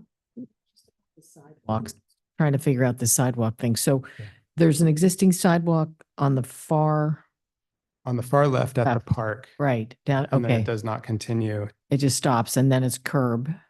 And then Correct. it picks up again. It does not pick up again Oh. on the other side of the barrier, if you will. And the cul-de-sac goes through, you can't drive through. Right. There's no sidewalk on that side. So either. people just walk on driveways and pavers or whatever is there, or is it, or on the In street? the street, there's not a Yeah. lot of traffic. I think Okay. because I've of always the just walked on cul-de-sac. the street Okay. every time I've gone there. Cool. I've never walked on that sidewalk. Yeah, yeah. Okay, thank you. There's a lot of right of ways, but there's no sidewalks or very few. All right, board comments? Who's going to lead us off? Well, we can start. No? This is, typically with a vacant lot, we have what we call vacant lot syndrome. And people get used to having a certain view, whether it be trees or structures or it's a situation where a new design comes in and usually you're up against some concerns from neighbors that part of their view is going away. What you did with the, and I know I mentioned the glazing, I was concerned about the glazing, but the rationale behind it, which I thought was very considerate of your neighbors, is so they could see through and you'd actually still have to be able to see through to the ocean, which I think is pretty phenomenal. I think that's quite considerate. And so with that, I can support the design. I think it's a beautiful home. I do think the sidewalk is unnecessary. I also walk that path and it goes to a dead end. The neighbor next door wasn't required to put in a sidewalk. it seems unnecessary for this particular area of the city. So I would not support a sidewalk. I would support the design. I can't say anything more other than I think it's a beautiful design. It's within it's neighborhood compatible. It respects view equity. I was concerned about articulation initially, and when I saw how you did the roofs, the building is tucked in from the roof. I don't know what you call that architecturally, but Butterfly. butterfly, yes. And I think it was a great design, and I wholeheartedly support your project tonight, and I can support it tonight. Thank you. Mrs. Thalman, Mr. Weil? Yeah, as far as modern architecture goes, this is probably one of the nicer projects we've seen. And I hope maybe there's some awards that might come with it in the future. I think the project is a good balance. There's definitely a lot of eclectic varieties of homes in this area. So for me, the way you've kind of tucked this in, it does meet the setbacks of what the requirements are. It's hard with kind of modern oceanfront lots because the coastal commission's pushing them away from the cliff, and then they're, to have the long expansive driveways like we saw in the history of Laguna with some of these longer lots, that availability is not as afforded to a property owner as it was maybe 30 or 40 years ago. So I recognize the concern, but I find that this is compliant with the code, and it's within the height limits. It's not any excess. So for me, it works. I also thought the design up front was to try to really minimize it and keep it really clean, keep the lines respecting the style. So for me, that works. The sidewalk, little difference of opinion. The rationale is there is a public park close by, and there is a sidewalk that does extend with the neighboring property at 225, if that's the right address. I don't necessarily need the full sidewalk, but as I'm looking at it, there's the curb kind of starts to bend to where it goes off to the flag portion of that street. But that little bend is kind of where it connects to the driveway. I'd like to see a continuation of the sidewalk to kind of come to the curb in just that corner, that people transitioning from the street can kind of go up there and avoid the traffic of the circling because this property is at the edge of that circle. So if there's just a little continuation, I can say that that's like kind of more the starting of the transition. And I think that can work because I don't necessarily see the sidewalk going beyond this property, given that the street kind of becomes the sidewalk at that point. So I would like to see that incorporated with the component. I recognize that Public Works did at least do an analysis of existing sidewalks in the area. But because of the park there, I do need to try to see where we're allowing pedestrians the affordability to get up to the sidewalk. Other than that, I'm fully supportive of the project. It meets the design review criteria for me. Thank you. You're up. I think it's a wonderful project. And, I live in North Laguna, so I particularly like wonderful projects in my community. And I think it's a modest project. And it needs to be where it is. In fact, I don't think you can design, that project deserves 400 to 5,000 square feet. That piece of property. And you've made a choice to reduce the size and create an open space and view corridor.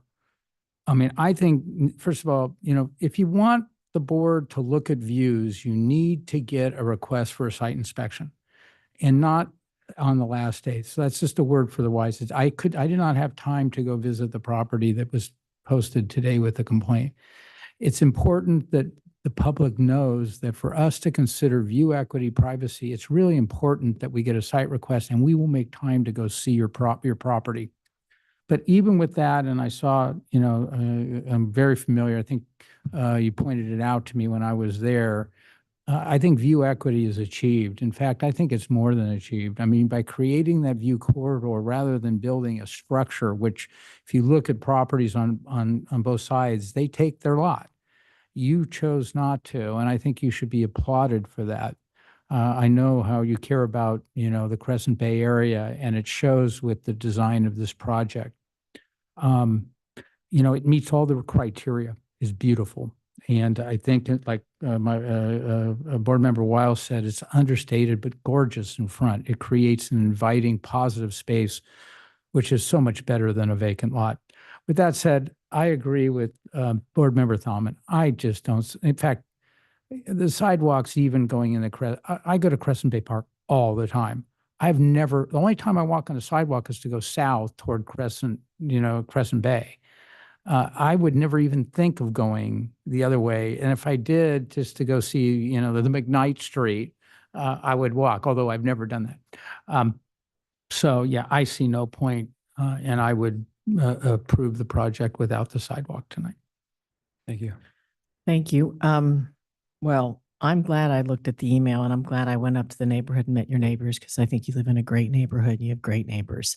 And I know it is difficult to always push back and everybody wants to keep their inch of everything. But when I got up there and looked and stepped into the Horwitz home, I did mention that we really look at ceremonial spaces as things we try to preserve. And in this case, ceremonial spaces were not affected. So there was a patio area that had a slight, they took away some of the ocean on that horizon line, but they have a stunning view south, kind of split there, but it's really lovely. So I'm comfortable with the view equity here, or the view preservation for them. And again, the way you designed it to offer a little bit of the relief down that corridor, I think once it's built, they'll kind of get a better sense of that too. As far as the setbacks off the street, I think your articulation, the way you've done it, if you don't really look at the plan, you think it's going to be built like a big wall there, but you've articulated it in such a way and offered not just the upper deck and then the garage below, but also the entrance and the louvered, gate. I mean, you just did everything you could to keep that as soft and as giving it some relief from the street. And you've also reached the required setback. So you did what you were supposed to do and you gave us a little more. So that was great. The sidewalk, well, I don't know the area that well, but my feeling is it doesn't appear to be a requirement, but I'll leave that to Louis to maybe expound upon a little bit. I appreciate you not overbuilding for the lot. This could have been a really horrible night we've been there with people just going up and out and every inch and lighting and stuff. And this is like as sweet a spot as I think you could get. And like they all concurred. And I don't want you, as we say in the South, I don't want you getting the big head, but it is a beautiful, beautiful design. And thank you. And I can get behind the project. Thank you so much. Yes, and I concur. It's a beautiful project. And rather than repeat for the fifth time what the board member said, I can just concur with what each of the board members said, except for Mr. Wiles' comment on the sidewalk. I think it's perfect as it is. And I agree with Mr. Gibbs that sidewalk, it won't be continued past your property. And I don't see anyone I know, I've never walked on that sidewalk. Perhaps maybe walking down the Crescent Bay, but even then I'm a street walker. So, so I think it's a fabulous project. It's a national award-winning project. I don't know how you get recognized for this design, but please do submit it. And with that, I can approve this project. I support staff's findings for all the design review criteria and support, yes, Mr. Gibbs. No, when you're ready, I'd like to make. Okay. I support Ms. Coveney's view on the neighbor's view impact. And with that, I can support this project. Mr. Gibbs, would you do us the favor? I have a motion to make. All right. I move that the board adopt resolution 23-1705, approving design review 23-1705 and coastal development permit 23-1706 for a new 3,552 square foot, two-story single family home, 817 square feet of elevated deck, landscape and hardscape, spa, fire pits, site walls, grading, and construction in an environmentally sensitive area, oceanfront, on the existing vacant lot in the R1 residential low-density zone, and finding said action exempt from CEQA under section 15303, and that the conditions as proposed in the resolution be adopted, except condition number 18 be removed. I'll second that wholeheartedly. Does there need to be a communication on the motion? No, you're good with it? Okay.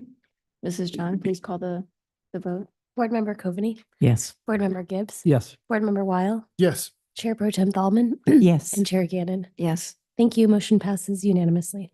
well done. Thank you. Congratulations. Thank you. That's a one and done, as we call it. Yeah.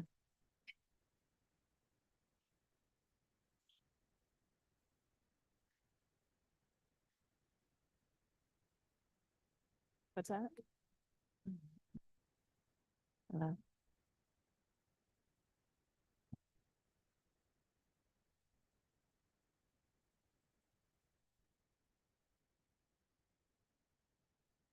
Okay, next up is project 5.6 located at 1340 Maria Way, ex parte.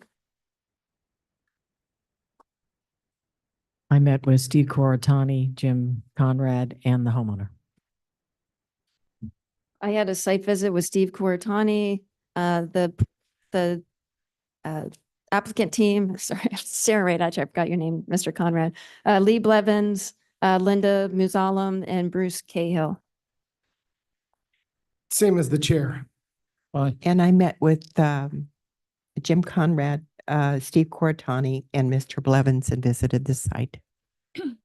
All right. I met with Mr. Coratani, Mr. Conrad, and Mr. Blevins during the site inspection. All right, there you have it. Kate? Item 5.6 is a request for a new single-family residence on a vacant lot located at 1340 Maria Way. A design review is required for the new residential structure, elevated decks, additional covered parking spaces, the swimming pool and spa, retaining walls, new vehicular access, grading, landscaping, construction within an environmentally sensitive area, and encroachments into the public right-of-way. The subject property is located between Maria Way and Skyline Drive in the Mystic Hills neighborhood of the R1 zone. The project site consists of a steep downsloping through lot that has no prior development history. The slide before you depicts the proposed site plan. The project consists of an approximately 7,500 square foot residence and attached 4-car garage shown in yellow, 2,200 square feet of combined elevated deck area, a pool, swimming pool and spa, and pickleball court. This slide illustrates the proposed renderings for the project. The applicant is proposing a contemporary design using smooth stucco, stone veneer, metal and aluminum trims and glass elements. The project design is intended to minimize the appearance of mass by following the natural topography of the lot and stepping the structure down the hillside from Maria Way towards Skyline Drive below. Staff has received public correspondence from 2 neighbors regarding concerns related to design articulation, neighborhood compatibility, and privacy. If the board determines that the project is consistent with the city's design review criteria, then staff recommends that the board approve the project subject to conditions and adopt a categorical exemption pursuant to CEQA. This concludes my presentation. Both staff and applicant are available to address any questions. Thank you. Board, any questions to staff? No? All right, you have 5 minutes. Great, thank you. Get the PowerPoint, Kate. Thanks. Good evening, board. The project is located on Maria Way. It's sort of a unique area of Laguna Beach with larger homes. The home we're proposing is a large home, 7,500 square feet, and we probably wouldn't propose it anywhere else in the city. Next slide, please. I did a little bit of research to some board members ask about the size of the homes in the area, and they range from about 6,600 square feet up to about 23,000 square feet. So our home is definitely neighborhood compatible in that particular area. Next slide. The neighbors above, the Musallams, I've been working with them for about a month now. They were concerned about overlooking a home with large flat roofs, and they asked what we could do to make it more attractive. And so what I propose to do is to put a slightly pitched standing seam metal roof inside of the parapets. So as they overlook it, it's a little more attractive. I also proposed a small raised section on one side and then a little stone wall sort of breaking the other into two pieces, make it a little bit more interesting. I also proposed to lower the roof over the foyer 1 foot because it's slightly in the view from their pool level. Next slide, please. This is a view from their main living level. And as you can see, there's kind of a dark standing seam metal roof. Where would be a gravel roof was much more attractive. And there's a little white raised section on the right. And then on the left, you see a little stone wall kind of separating it, breaking it into two pieces. Next slide. We've also proposed to plant 3 street trees, one on either side and one in the center in front of the front door. And that helps obscure the view of the roofs from their perspective. Next slide. This is the view from their upper level, their primary bedroom deck. And again, you can see how we've articulated the roof. Next slide. And here we've added the 3 trees, and we were out there looking with them and we decided that we would plant them at 22 feet. Seems to obscure most of the roof and it doesn't get into their ocean view. Next slide.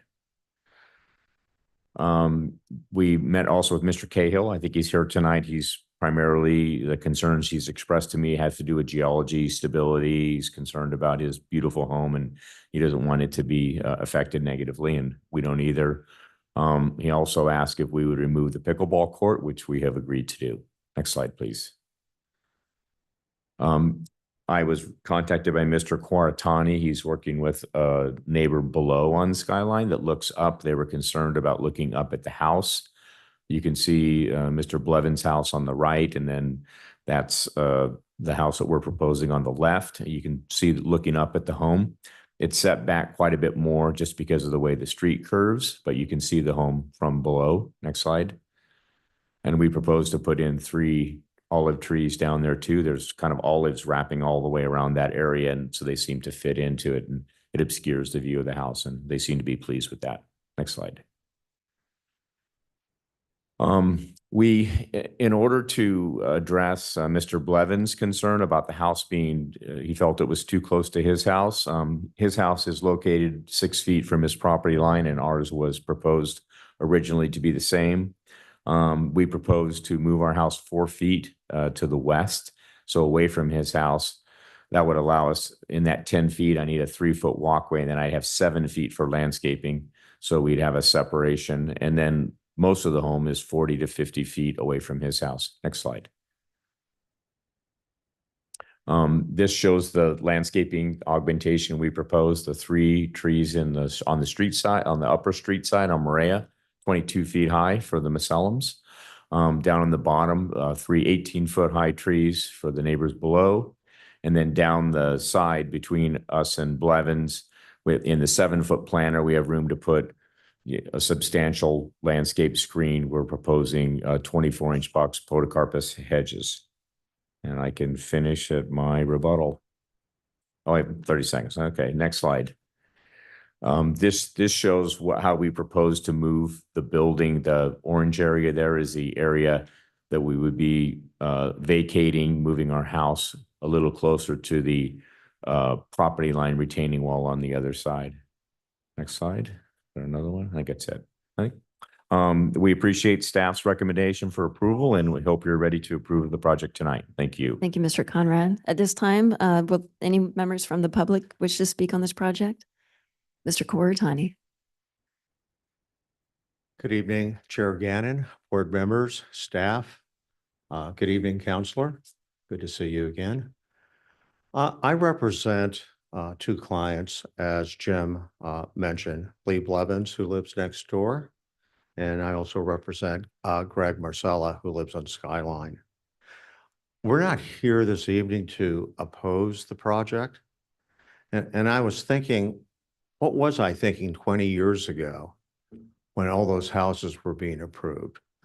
But Jim has correctly ascertained that these are larger homes, and our concern really isn't about the size. Our concern is that there is a pattern of development that exists with these 5 or 6 homes on the street, and there is spacing that is significant and really is appropriate with these estate-size homes. So Kate, can you cue me up, please?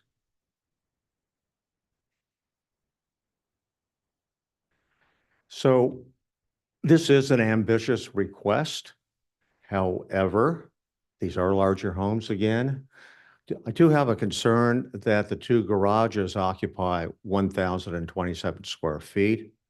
This is a tapered lot, and that does create a constraint for the architect and the design team. And I do feel that the two garages are creating the issue, at least for Mr. Blevins. And may we go to the next slide, please, Kate? So I'm using a similar map that Jim did, and I want you to look carefully at the spacing between the homes. And they're separated by a minimum of 21 feet up to 30 plus feet. And in the case of Bruce Cahill, up to 105 feet. Next slide. So as I mentioned, I don't believe 4 garage doors are necessarily appropriate.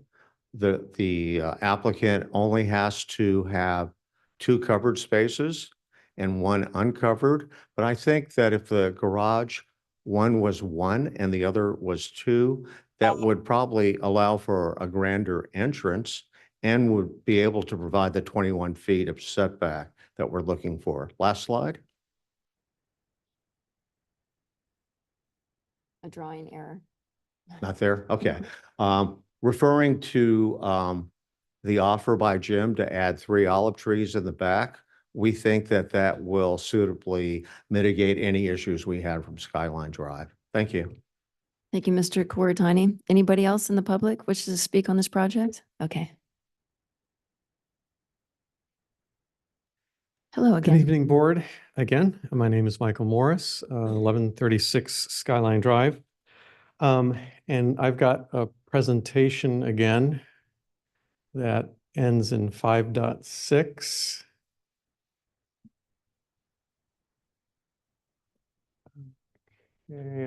Yeah, that's it. Again, this is the neighborhood that I live in. The applicant's project is the upper center in orange. So if this one gets approved, that will be the 17th project since 2022 start in my immediate neighborhood. It's an enormous home, but as the architect stated, it's not out of line with what's on Morea Drive. But again, I'm very concerned with construction staging, not on-site construction staging, the off-site. That's where we always get into such trouble, where these giant trucks and drilling rigs and cement mixers and hauling, they line up on Skyline Drive, usually without any kind of road regulation, and they just wreak havoc on all travel going up and down Skyline. I've never seen an off-site staging mandate that goes along with any of these projects. And with something this large, I just can't see how sanity could be maintained by anyone in the neighborhood for the 3 years or so that this is going to be going on. Next slide. Next slide. Next slide. What I'd really like to focus on, which I think is going to become an increasing and more important issue for DRB going forward, is WRS, Wildfire Risk Scores. I bet you don't take that into consideration currently. Insurance companies have a number of factors that go into each home's WRS. One of the factors is building density surrounding a home that's coming up for insurance coverage. As I mentioned before, the 16 projects that are in the pipeline already have added approximately 25,000 square foot of net new. This would add another 8,500, including the garage. In a couple of weeks, you'll be getting another house directly across the street from this project on Skyline for 4,400. So we potentially will have 37,000 square feet of additional net new building density, which is going to affect everyone's ability, either increasing the skyrocketing premiums or just outright non-renewal of insurance. I would just say 20 more seconds. Okay, well, that's basically it. Okay. The WRS is going to become an issue. I foresee class action lawsuits where cities just allow ever denser, more and more building because the insurance companies take note. It goes into your WRS. And if your insurance rates are skyrocketing or you're getting non-renewals, blame these giant projects that are just accelerating everything. Thank you Okay, very much. thank you. All righty. Anybody else? No, you have 3 minutes for rebuttal. Oh, thank you. Okay, first of all, Mr. Morris, if you can leave me your contact info when you're done, I'd be happy to talk to him about the offsite staging. He brings a fair point because we'll have drilling rigs and things like that. So we have, again, we understand that Mr. Blevins is concerned about the proximity of the house. Once again, his home, if he wanted more space between the houses, he built right to his limits. He's 6 foot on either side. And he certainly could have increased it. We're proposing to increase our side yard setback on that side 66% to 10 feet. The buildings would be 16 feet apart. And yes, I know on his other side, his neighbor's house is 21 feet apart, but 16 is pretty good for Laguna Beach.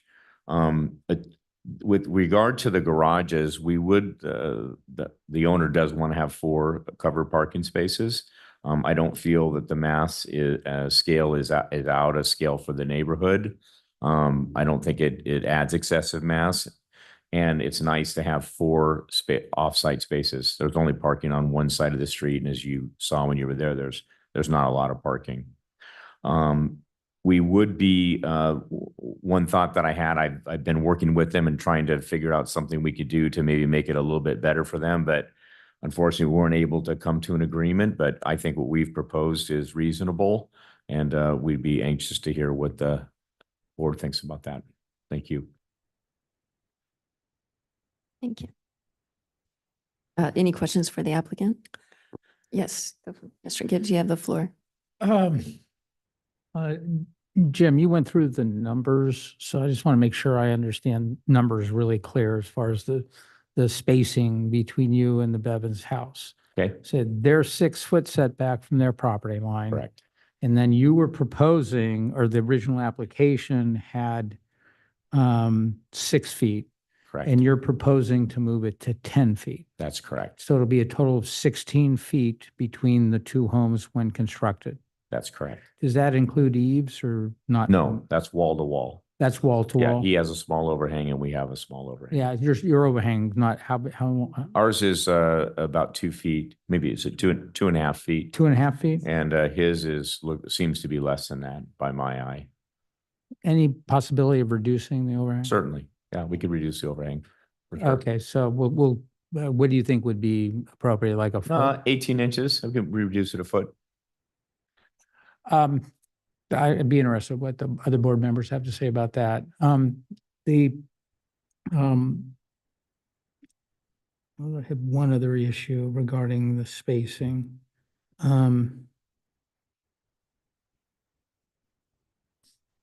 No, if it comes to me, I'll ask it. Any other questions? Just a quick question on the REP. I'm trying to understand where that is and why it's necessary. Well, it's just because the property is set back slightly from the street. There's a little gap of space and we have a few improvements just bridging from the house, from our property line to the back of sidewalk. Yeah, it looks like it's inches. It's right? not much. I don't know exactly what. There's no way to avoid it. No, there's a you a can't. space there, so Okay. we have to fill it. That was my question. Thank you. Do you have a question, Mr. Weil? But, oh. Any further questions? No. No? All right, board comments? Well, Who wants to I- tackle this first? Mr. Weil? I can jump in on this one. First off, it is a unique lot. It's a unique part of town. There are significantly sizable estates in this general vicinity. And Mystic Hills does have hidden large homes kind of all throughout it. It just, this area, the size of this, I find appropriate. I think, overall, the design is unique. It's well articulated. It's well thought out. And for me, that component all fits. As far as the street access and the 4-car garage, I think a lot of these homes up here have 3, maybe 4, 16 garage spaces in a couple of these properties. So there's garage spaces.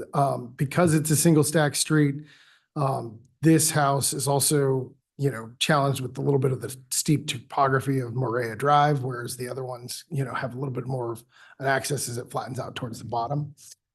So I can approve the 4-car vehicular access. I really appreciate that it's tilted and it's kind of offset, so it does, give some articulation. I did have one question about the garage doors. They're glass. Are they see-through? No. Okay. I thought they weren't, but I just wanted that clarification. So if they're not see-through, that works for me for the garage.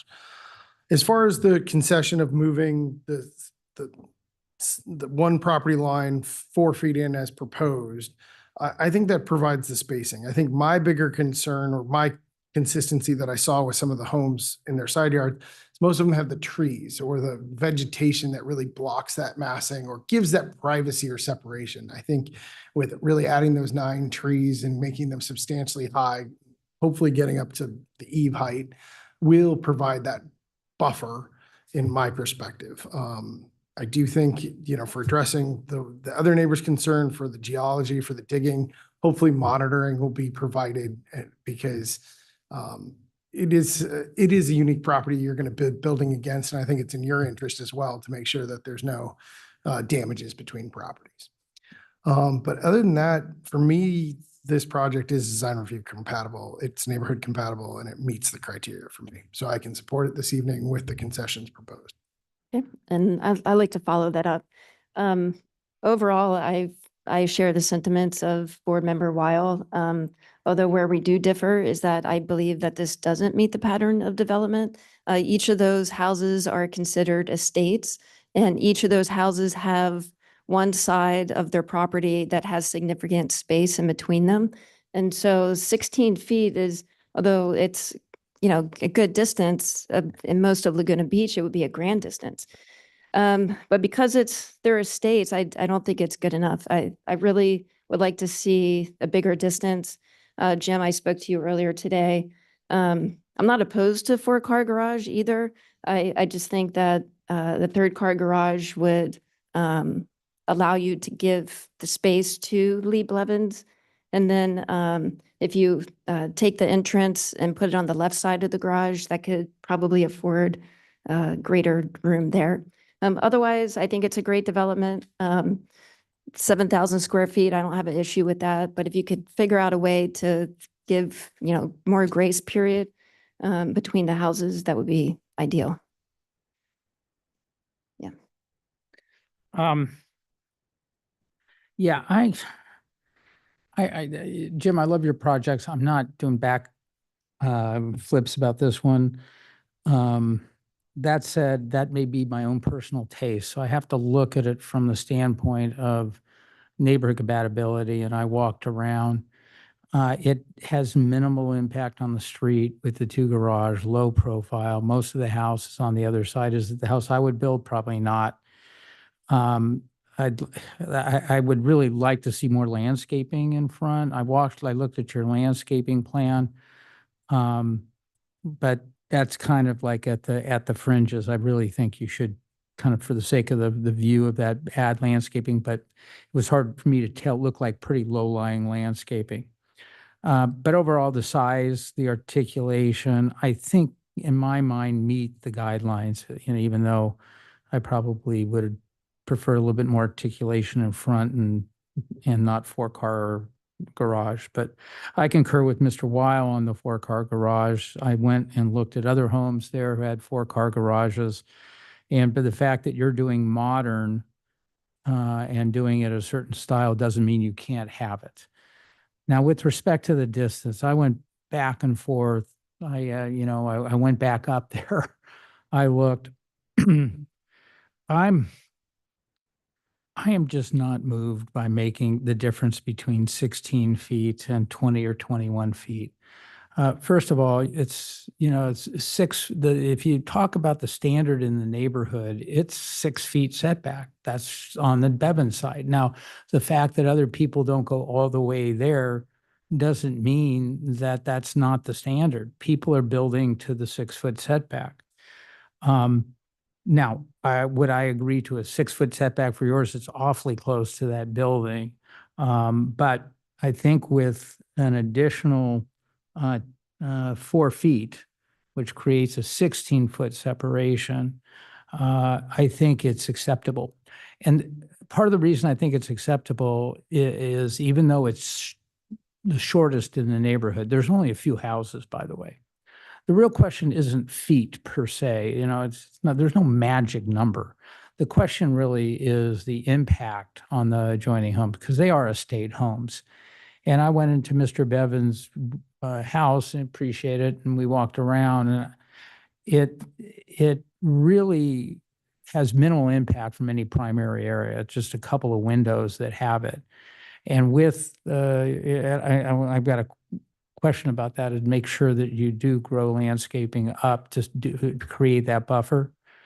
But it's not like it's towering over the property or towering over a primary area of the property, such as a front deck or a living room or something on that order. So while I'm close on it, I can approve the project. Louis, let me ask you a question. Is there a podocarpus along the property line there, or is that something you were suggesting be added? I believe it was in his proposal to add. Is that He right, had- Jim? Condition. He had Okay, it. that will go up to how high? We proposed 24-inch box. They'd be about 12 or 13 feet high. They grow to about 20 feet. 20 feet, which would be close to the roof height of Mr. Bevan's property, or not? Yeah, maybe higher. Okay. All right. So I think that gives an added element of creating the kind of separation that is neighborhood compatible. And I didn't see any privacy concerns. So with all that said, I can support the project tonight. Ms. Lawman? Next? No, there's. Well, I agree with my colleagues on various issues, but I'll start with, actually, I want to start with Mr. Moore's comments about staging and the offsite location. I agree wholeheartedly that, especially for that area. And maybe, I don't know, we've done this before in other neighborhoods where there was a condition where you would distribute the staging plan to the neighbors so they know ahead of time when to expect certain, which I think that might be code now. I'm not sure. With regard to the mention of the amount of construction in this area, I think personally, I think it's citywide everywhere you go, Coast Highway. And a lot of it is we're going through not only gentrification, but the homes that were built back in the 20s and the 30s, they're starting to fall apart. And we're seeing a lot of remodeling throughout the city. I think we've seen more construction in these past few years than we've seen in a long time.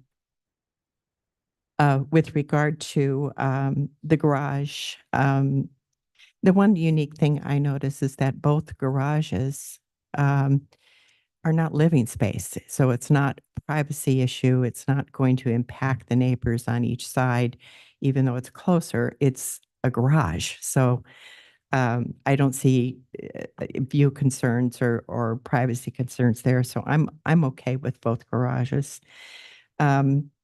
With regard to Mr. Blevins, I think your willingness to pull back another 4 feet to make that to a 10-foot setback, even though you're already legally compliant.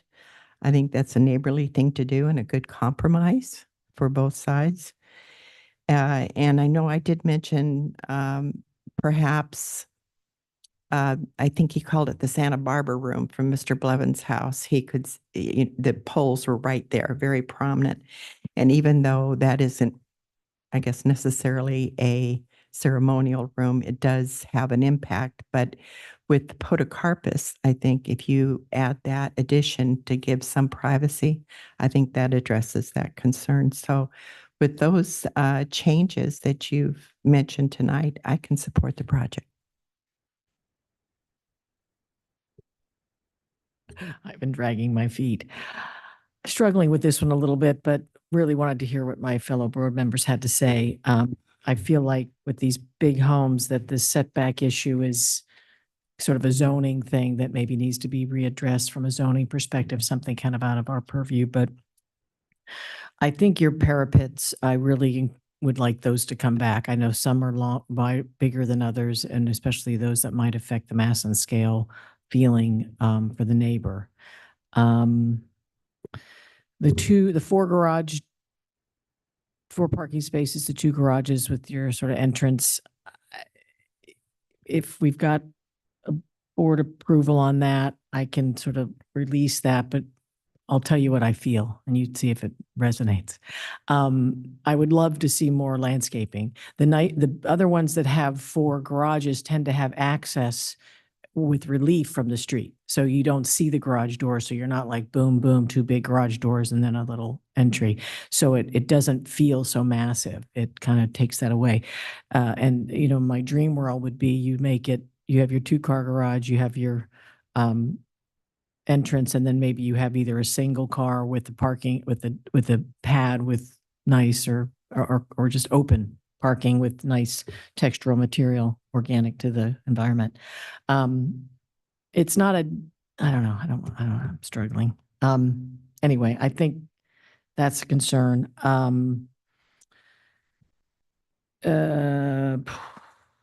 Glass windows. Boy, you got a lot of glass windows. So of course you're going to go with those kind that pull back, non-reflective, non-let. I mean, literally, if every one of those floors was active at the same time, I would think that we were being invaded, that I would get, I'd find myself a hole and I'd hide because it's going to feel uber bright. So I don't know what kind of films they put on those, but that would be something I would encourage to do. Let's see what else I had here. Your parapets, building density, pattern of development. Yeah, I mean, I think it's just the just feeling like you're coming right in off the street is a concern. Obviously the setbacks. I think that's an issue with zoning. I feel like you've met your setbacks. You've given a little. I think when you reduce your parapets, that's going to help as well. I mean, I'd love for you to give them more because I feel like it is in sort of the pattern of development there that you have more. I'm being ambiguous, aren't I? I'm trying to be more specific, but it's just in my dream world, it would be to give him more setback on that side, reduce your parapets, give me some more green space as I enter. And Mr. Morris, I thank you for your efforts tonight. I totally sympathize, and I would love to communicate with you because it's an issue in my part of town too, and maybe together we can help work with the city to start mitigating some of this. And then, of course, as you always do, Jim, you provide a staging plan and sort of what to expect. And so that's something we would look for as well. Thank you. Thank you for bearing with my way I gave my. Well, sounds like you have the support of the board. Let me give this one a shot. Hang on one sec.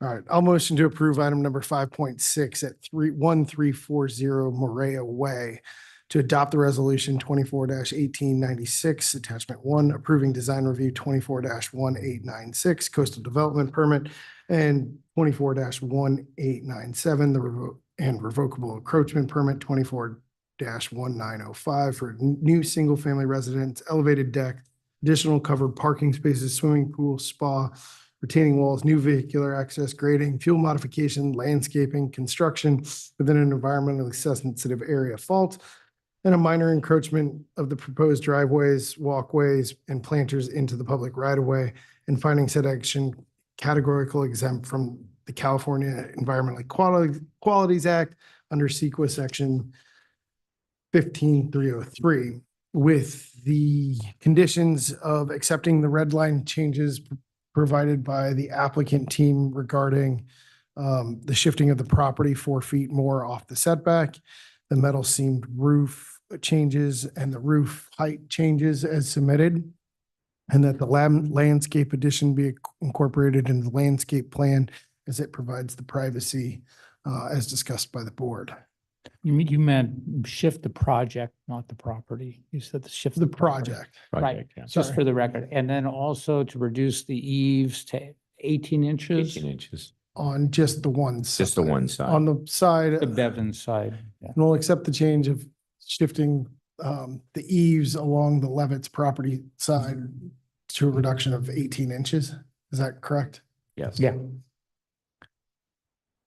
I That's think the I'll motion. I'll second that. And so, yeah, Madam Chair, Yes. if I may, once again, I just want to be sure staff is comfortable with those changes in terms of, we don't have those revised plans. Once again, that's not necessary per se, but I want to make sure staff is comfortable effectuating those changes. Or do we think we need those Well, revised plans to come back? You need the You don't plan. need them to come back, Well, but I think they should come back. let's let Kit answer that question. I mean, so once again, go ahead, Madam. If staff, Well, do they have the plan? Yeah, they have the plans. It's on the PowerPoint. They have with all the Does that changes in the provide- setbacks and landscape, they have everything I showed you, they have. Okay. Kate, does that provide you with enough and Wendy's provide you with enough information you need, or does it need to Well, come I back with suppose, more plans? I mean, I know in the past, we've mentioned that as presented at the hearing, and we noted as like an additional exhibit for the record. But then when he would submit revised plans, then Kate could verify that those modifications are consistent with. usually when we have significant modifications, we require the applicant to come back with those modifications. And that was the purpose of my question, Madam Chair. Yeah, you are moving the whole building over, but then it would involve restaking and all this stuff that I don't need to see. Well, for the 2 no votes, it could help. I know I'd like to see it. The impact, the 16-foot. I don't know how you guys feel. I'd like to see more landscaping in the front of the place. That's been my issue. There's 3 more trees in the front. No, Yeah, we're But- in the discussion of. Oh, sorry. So Tom, I'll talk to that one. I mean, from my perspective, like it's a single stack street, yeah. right? And the trees from the issue from the neighbor behind was more just to provide a little bit more softening to not be looking at the front of Yeah, the I'm good with building. that. And I believe that's achieved because not only are we looking through his 3 trees that he's gonna add, there's also across the way, like No, nine- no. nine olive trees that also Louis, buffer. I'm really good with both the trees for the uphill and the downhill. What I was talking about is a little bit more softening in the front of the house around the garages, Some plants, some plants. And I looked at it. not so much hardscape. Yeah, not so much hardscape. That was the one thing that almost said, continue this, but I didn't think, it wasn't pivotal. But if it could make a difference in getting more than 3 votes here, and we do need to get a little bit more in the record about moving the building over, I could continue this short continuance to do that. But like I did say, I'm ready to Yeah, approve I it feel like tonight. the changes are clearly understood and from my side view, the changes are consistent with the existing staking and it's clear that the lines, Where the lines are gonna go. yeah. Can I ask a Yes. quick, I know there's a motion out, but I just want to, can you just double confirm for me the setbacks? 18, is it 18 feet? No, it's 6 and 10. It'll be 6 and 10 for a total of 16. Hmm. And Yeah. then it's noted in here that the pickleball courts, it's still noted Is in the gone. staff report, but I just want to make sure that's gone. Hey, And the pickle, add that to your I'll- motion. I'll add- Okay, I thought Let me- that- I let me thought that was revise missing. Motion to Amend it. include the removal of the pickleball court. Yes, Yeah. That was part of the submitted red line yes, exceptions, so that was, yes. did All I, right, did I uh, miss Yes, anything else? You didn't put it in your motion. And yes, we offered it and it's in the letter of the board and it's in my PowerPoint. And I, have full- So do we have an attachment? If we're going to approve it tonight, we should refer to an or a specific The document. PowerPoint. Yep, Kate has a PowerPoint. And I Patrick? believe that should match the email that was sent to you last week. Right. Those exhibits match the PowerPoint exhibits. Okay, so Well, I what's, mean- what is it Oh, titled? Patrick, how do we revise Correct. the So I mean, motion? we are getting, this is kind of a gray area. Clearly, we're pretty close to such a substantive change that obviously they're one of the changes. We missed them tonight. But once again, if staff is comfortable, they can articulate and effectuate the direction. I'm not going to stand in the way. However, there could be some efficacy and positivity to bring it back, but that's the discretion of the DRB. And just one more thing, restaking isn't necessarily required per code. It's only if there's if the board directs it. So if the board says no, restaking is required. Can you They- restate see the it restate. details of your motion You and both the you guys- conditions specifically? let me restate the conditions. Please. And the conditions are to basically affect the red line changes that were submitted by the applicant team to staff via email and presented tonight via PowerPoint. And my understanding of those conditions was a shifting of the property, Project. correct, project, 4 Details. more feet off the one setback to the west, making it a 10-foot setback. Gotcha. That the roof had some modifications, areas were reductions in the roof, and that the materials were going to be changed to be a pitched metal standing roof inside the parapet Per what he provided. for what was provided. And that the landscape additions be provided to increase the privacy components. It was the 9 trees, the olive trees, and the trees in the front yard. And the And that the pickleball court was to be removed. And the podocarpus along Devon's property up to the, Oh, at least the T E class. height. Yeah, and that the podocarpus will condition them to be grown to the height of the eave of your project, Class, up to. anti-light. And was there anti-reflective glass proposed? None, I wasn't, but Christine had asked for it and that's fine. Yeah, Non-reflective that glass. that's- that should and- definitely be yeah. included too, because there's a lot of glazing. Darkening. So add that as a condition. 20% darkening, okay? Sure. It's just, it's Or anti-reflective. just use anti-reflective Right. glass. Right. Okay, we got Yeah. everything? VT glass? Do I? Can I ask, Board Member Thalman one thing? You're in favor of going tonight with that whole package? Okay, then I'm gonna go with it. I could get on board. Okay, so do I have a second on the clarification? I'll second. Chair, will you call us off? I think that's for Mrs. Jung. So to clarify, Kate, you got it all? Okay, good. Got it. Thank you. Board Member Coveney, Yes. Board Member Gibbs, Yes. Board Member Weil, Yes. Chair Pro Tem Thalman. Yes. And Chair Gannon. No, I'd like to see it staked and come back. Okay. Thank So you. no. Motion passes 4-1. Thank you.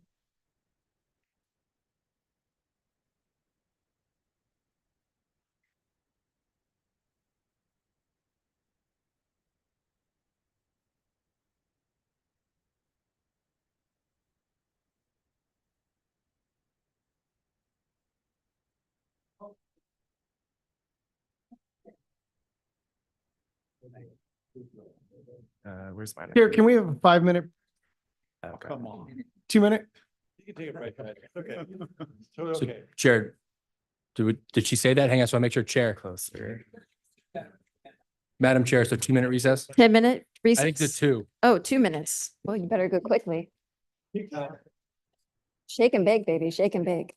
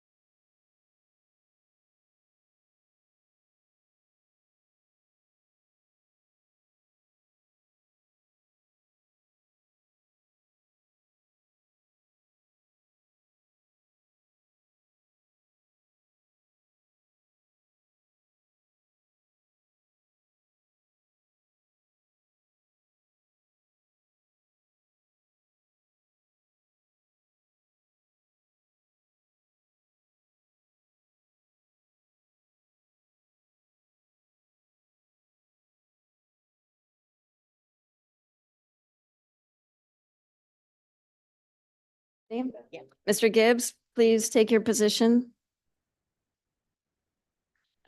We are ready for design review 5.7 located at 999 Oriole Drive, ex parte by the board. I'll start. I spoke with Mr. Greg Gibbs. Abel, Warren Hutcherson, Tricia McGinnis, and I believe that's it. Spoke with Greg Abel, visited the site and briefly met with the tenant next door. I visited the site and went into the tenant's home next door and played phone tag.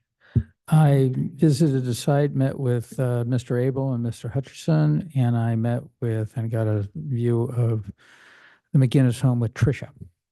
And I had a site visit, went to the home next door and spoke with Mr. Warren Hutcherson. Hutchinson or Hutcherson? Hutcherson. Got it. I'm butchering all kinds of names tonight. Mr. Latham? Thank you, Chair Gannon. Item 5.7 is for design review, coastal development permit and variance for a project at 999 Oriole Drive.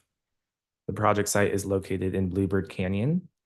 The proposed project includes demoing the existing single-family home and proposes a new single-family home in its place.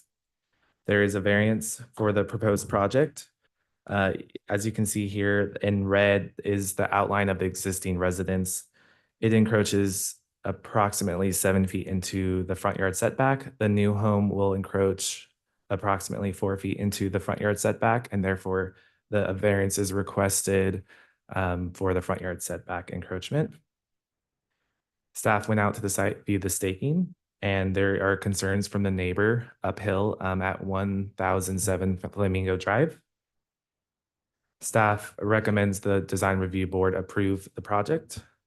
That concludes my presentation. Thank you, Mr. Latham. You guys have 5 minutes. I'd like to start. Madam Chair and Board, thank you for this opportunity to talk to you all. I'm Steve Gill. My wife Deborah is behind me. We live in our home full-time here in Laguna Beach and we love it here. We purchased this home in 2015, well aware there was a significant foundation damage from the Bluebird landslide. And we eventually came to the realization a full tear down was needed. You were quite prophetic a little while ago when you were talking about the houses in the area starting to fall apart. Ours is clearly falling apart, yes. We hired Greg Abel and Warren Hutcherson to design a modest-sized home for us, and they found one that was exactly right. We were very grateful for that. And 100% of our neighbors, 100% of our neighbors are happily in support of our project, or at least they're neutral, don't have an objection to it. One property owner is not happy with the project, and we are trying to satisfy their valid concerns. Greg and Warren will further explain our current plans and our proposed changes. Today, we are asking for your guidance, leading to your support and approval of our project for our forever home. Thank you. Thank you. You have something more important? It's my nose getting pill time. Okay. Pill I popping don't time. have them with me. Pill, do you need water? Yeah, no. Okay. So I believe that everyone knows where we're at. We staked the project. We met with the neighbors. We got guidance from them. We take their view concerns very seriously. We, you've all seen via email the exhibits. So just in a nutshell, we pulled the entire project from the back 3 feet away out of the neighbor's view. We dropped a pretty major view blocking roof element, dropped it 2 feet. It started as a gable. We made it, it started a hip. Anyway, we shed roofed it, get it out of that view as well. There's another major roof element that was an overhang to a deck in the back. We brought that back full 6 feet. So if you look at the ratios of the water view, basically we reduced that impact by more than 50%. I think that was pretty good. Now with this movement of the house, so basically how we got 3 feet, we moved the whole house 2 feet towards the street. So that made the variance from 4 feet. Now it's 6-foot variance. It's still the same variance. It's just closer. We think it's fully justified. As we can talk about, I think everyone agrees. And I think that's enough said for now. By the way, the dog is watching. She's at home munching on the couch, Her dipstick. taking notes for me. So she'll report back. So, okay. Warren, just a quick question. Did you share? I'm sorry. We're not done. Dog biscuits. I was going to ask the same Sorry. question. If the email that he sent, if it went to staff? Yeah. Okay. We'll ask that question in due time. At this time, So if we want to see them, yeah, that would be great. If the staff could put them up, the email that you sent us? yeah. Yeah, wanna put 'em if in you could instruct staff to put those up during your 5 minutes or the rebuttal time. Daniel, could you cue those up? If you don't have time now, we could do it at the rebuttal. I'm ready to That way you- put them up Okay. whenever you need and whenever Chair. can. Okay, you can show them in any order. They're all relevant. I could explain them.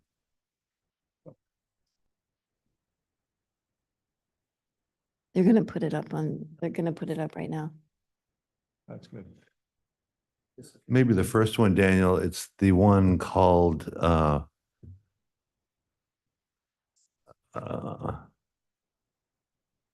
views, I think. That right here. Oh, there we go. Yeah, the same. Yes.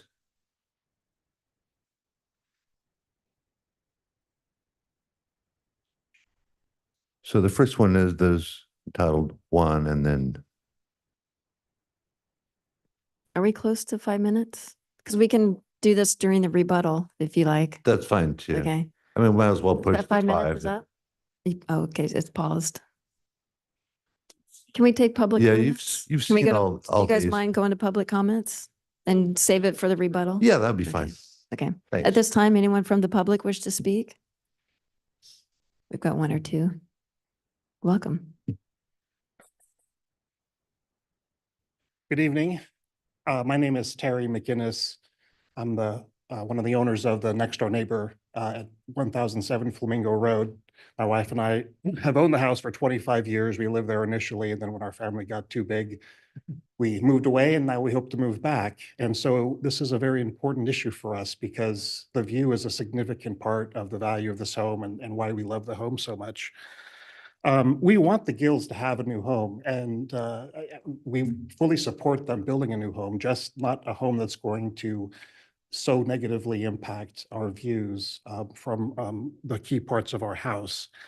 I think everybody has seen the property, and I think even the design team agrees that something has to be done because the current plans and current staking do show a significant impairment to our view. We're happy to provide input, and we would love to provide input. We didn't know about this project until the stakes went up last month. We've met with Mr. Gill, we met with the design team. We were told that today's hearing was not going to take place, that they were going to push it to November 14th so that we could try to work out an agreement. But then we found out on Friday that this hearing was going to go forward.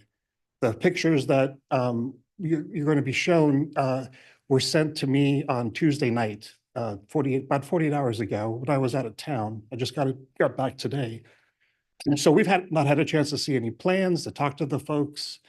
And I've got very concerns about these pictures because the angle at which photos can be taken and the location on the deck can have a huge impact on what the actual changes are.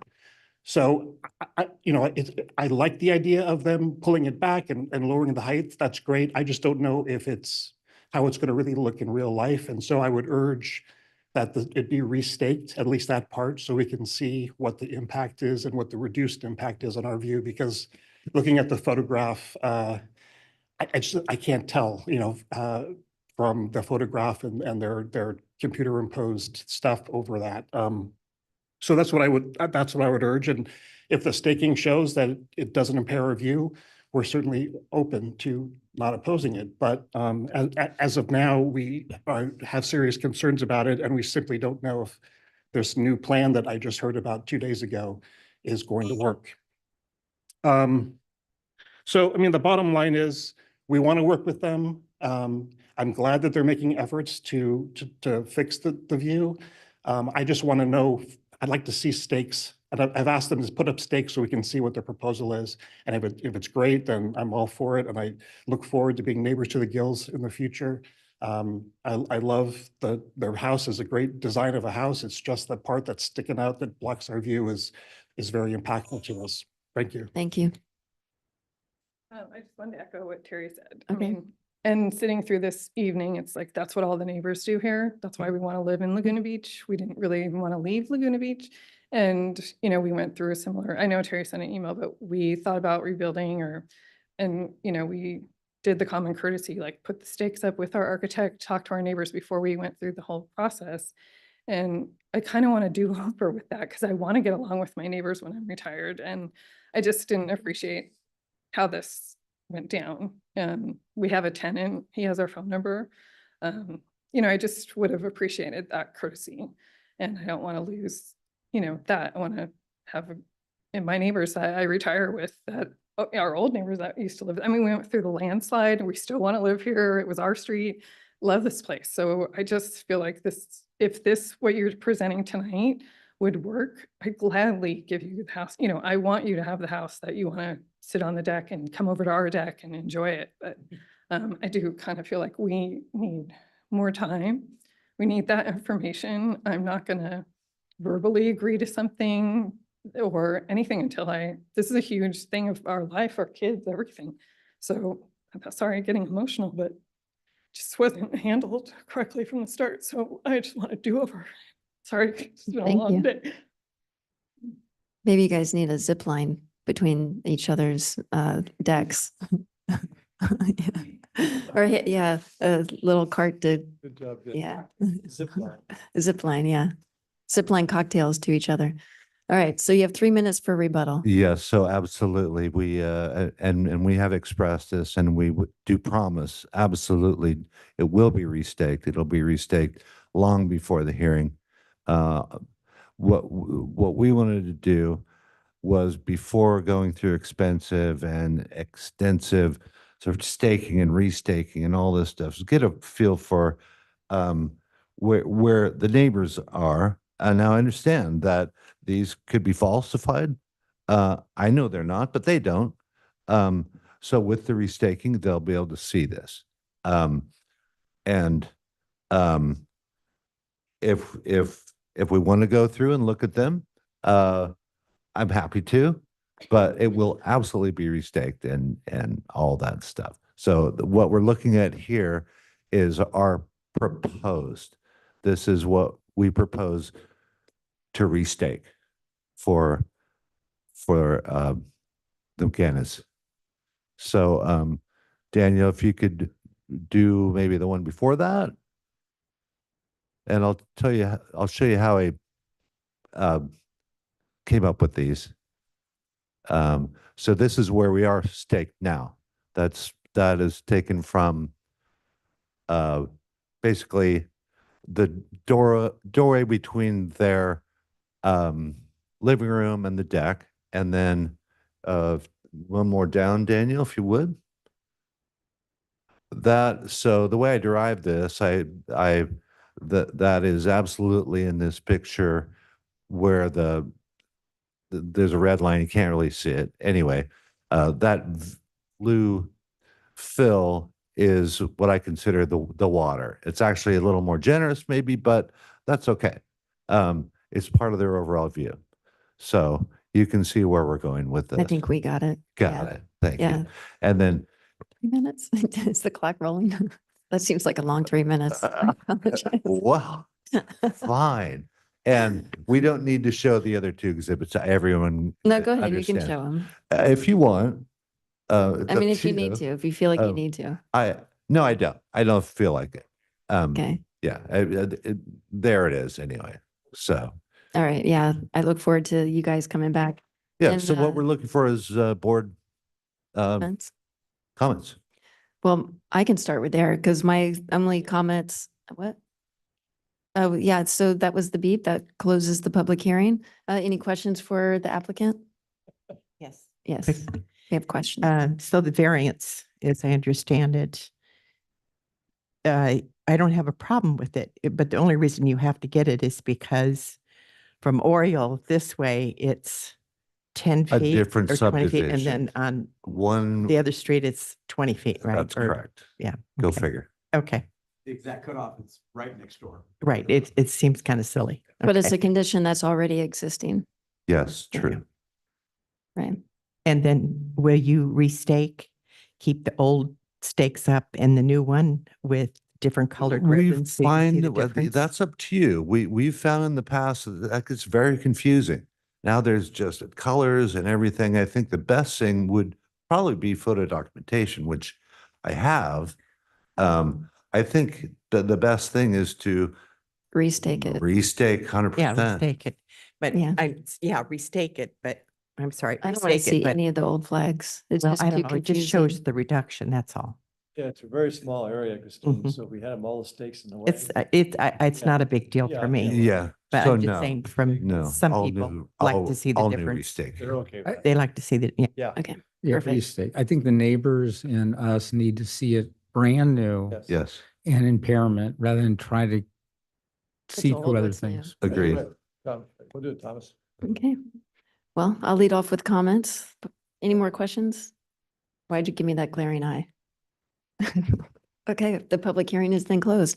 So comments. Yeah, my only comment was just that, like we talked about earlier today, was the view impact that the neighbors had, that I saw. And it looks like you guys are going in the right direction. It looks like it's going to be mitigated, and I thank you for that. And thanks for agreeing to come back and having it restaked, clean slate, and I look forward to seeing it. Thank you. Do we get a date tonight for coming back? Yes, Thanks, Jessica. yes. What do you think there, Wendy? We got- Hold on, we got other comments. All the board members have to make comments. Technicality. Let me go real quick. Yeah, I think it's a great design, very challenging lot, variance totally warranted, 20-foot setback to make that lot effective like other people have lots, given the nature. I'd even go further in the setback. I would not have a problem with that. View is the big issue. It's view equity. It's not total. You're going to lose a little view here, but it's view equity. You're way too far into the view. You need to come back. I like what I'm seeing, but that's just one angle. There's several angles, including from the interior of their house. So Warren, I can't give you assurances. I like the direction you're going, but the proof is going to be in the pudding, new restake, and let's see what it looks like. And I suggest you pull it back as far as you can because you don't want to go through a third round. I understand. I get it. Thank you. Which means do everything, Greg and Warren, you two are among the best architects in town. Make this situation right for the neighbors. Thanks. Thank you, Tom. Well, I'm coming in with some not so nice stuff, but I'm going to try to just say, first of all, I want to apologize to the McGinnis for not being contacted.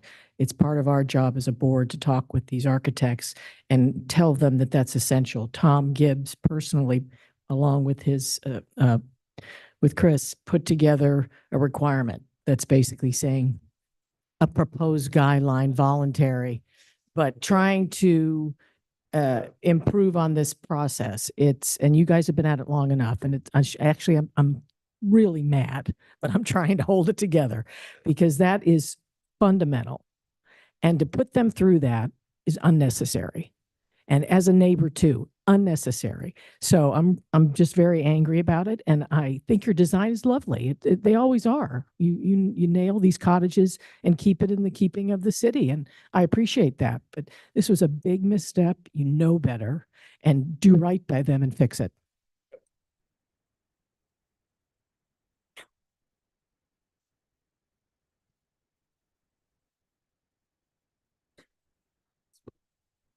I really don't have too much else to add other than what Tom brought up with some good points. And I think it'll be important to see the staking. And I understand MJ's concern. And it's just a noticing issue. I know the cards that come through are about this big. And I've seen some that were left on the street or tucked in some newspaper are, sometimes they do get lost, so that there is some notification, but I'm not sure how it is with property owners. So that's kind of an interesting thing we should maybe add in our discussion on neighbor Yeah, but communication. they have to give a lot more, including kind of a letter and. Well, I'm specifically the owner who doesn't, if it's unoccupied, the owner, I don't know how the owner is notified. Oh, that's a really Yeah. good, point. We should talk about that. Yeah. Emery. I'd like to talk Hold on, about all that. right. No. we're So it all doing board depends on, the comments. noticing is triggered by the title reports, right? That's so wherever the house is titled and could be a PO box, it could be a lawyer's address in a different state. So sometimes these things go all over the place and never make it to like. On the door. You can do We- door knocking. Right. Yeah. It's the public process. It's what's kind of standard, not just in Laguna Beach. It's how they notify municipality wide. I guess that leaves me. Yeah, the view, I sent a picture to Daniel to have it put in the record of what I took a picture of.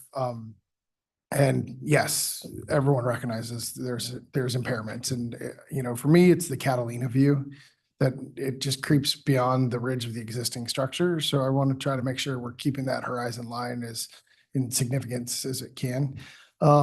With the uniqueness of your topography, I'm accepting of the variance and I may be willing to see more of a shift of your property into other places that might need, so that if we improve the view, I think the right location of shifting your project closer to the street allows you to have the square footage that you might be seeking, but I could be more flexible in finding that right shift, given the topography steepness and those kind of things, that really the buildable portion of this lot is parked closer to the street. It might give you also some better views. So take another look at just the overall concept, maybe before you restake, as you might have a different opinion.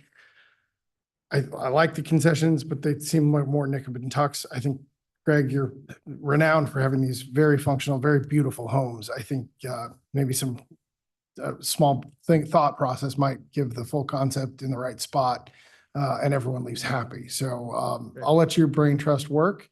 I understand everyone's on the same page of what we need to fix. So the goalpost and the conversation at the first hearing, I think is relatively achieved.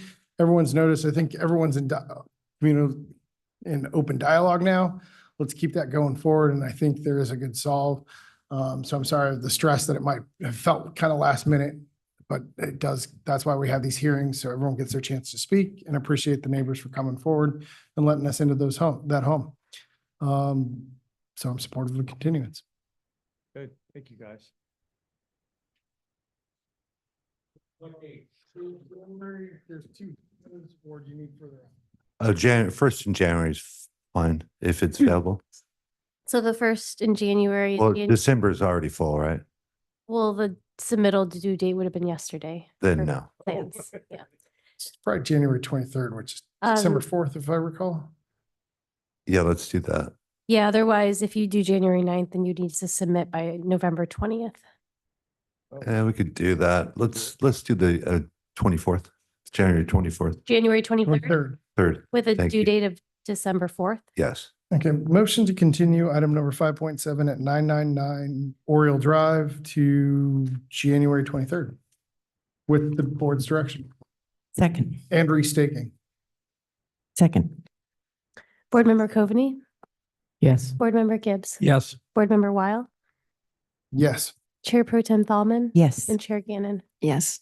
Thank you. Motion passes with a continuance to the January 23rd, 2025 meeting. Thank you all. Good night. Night.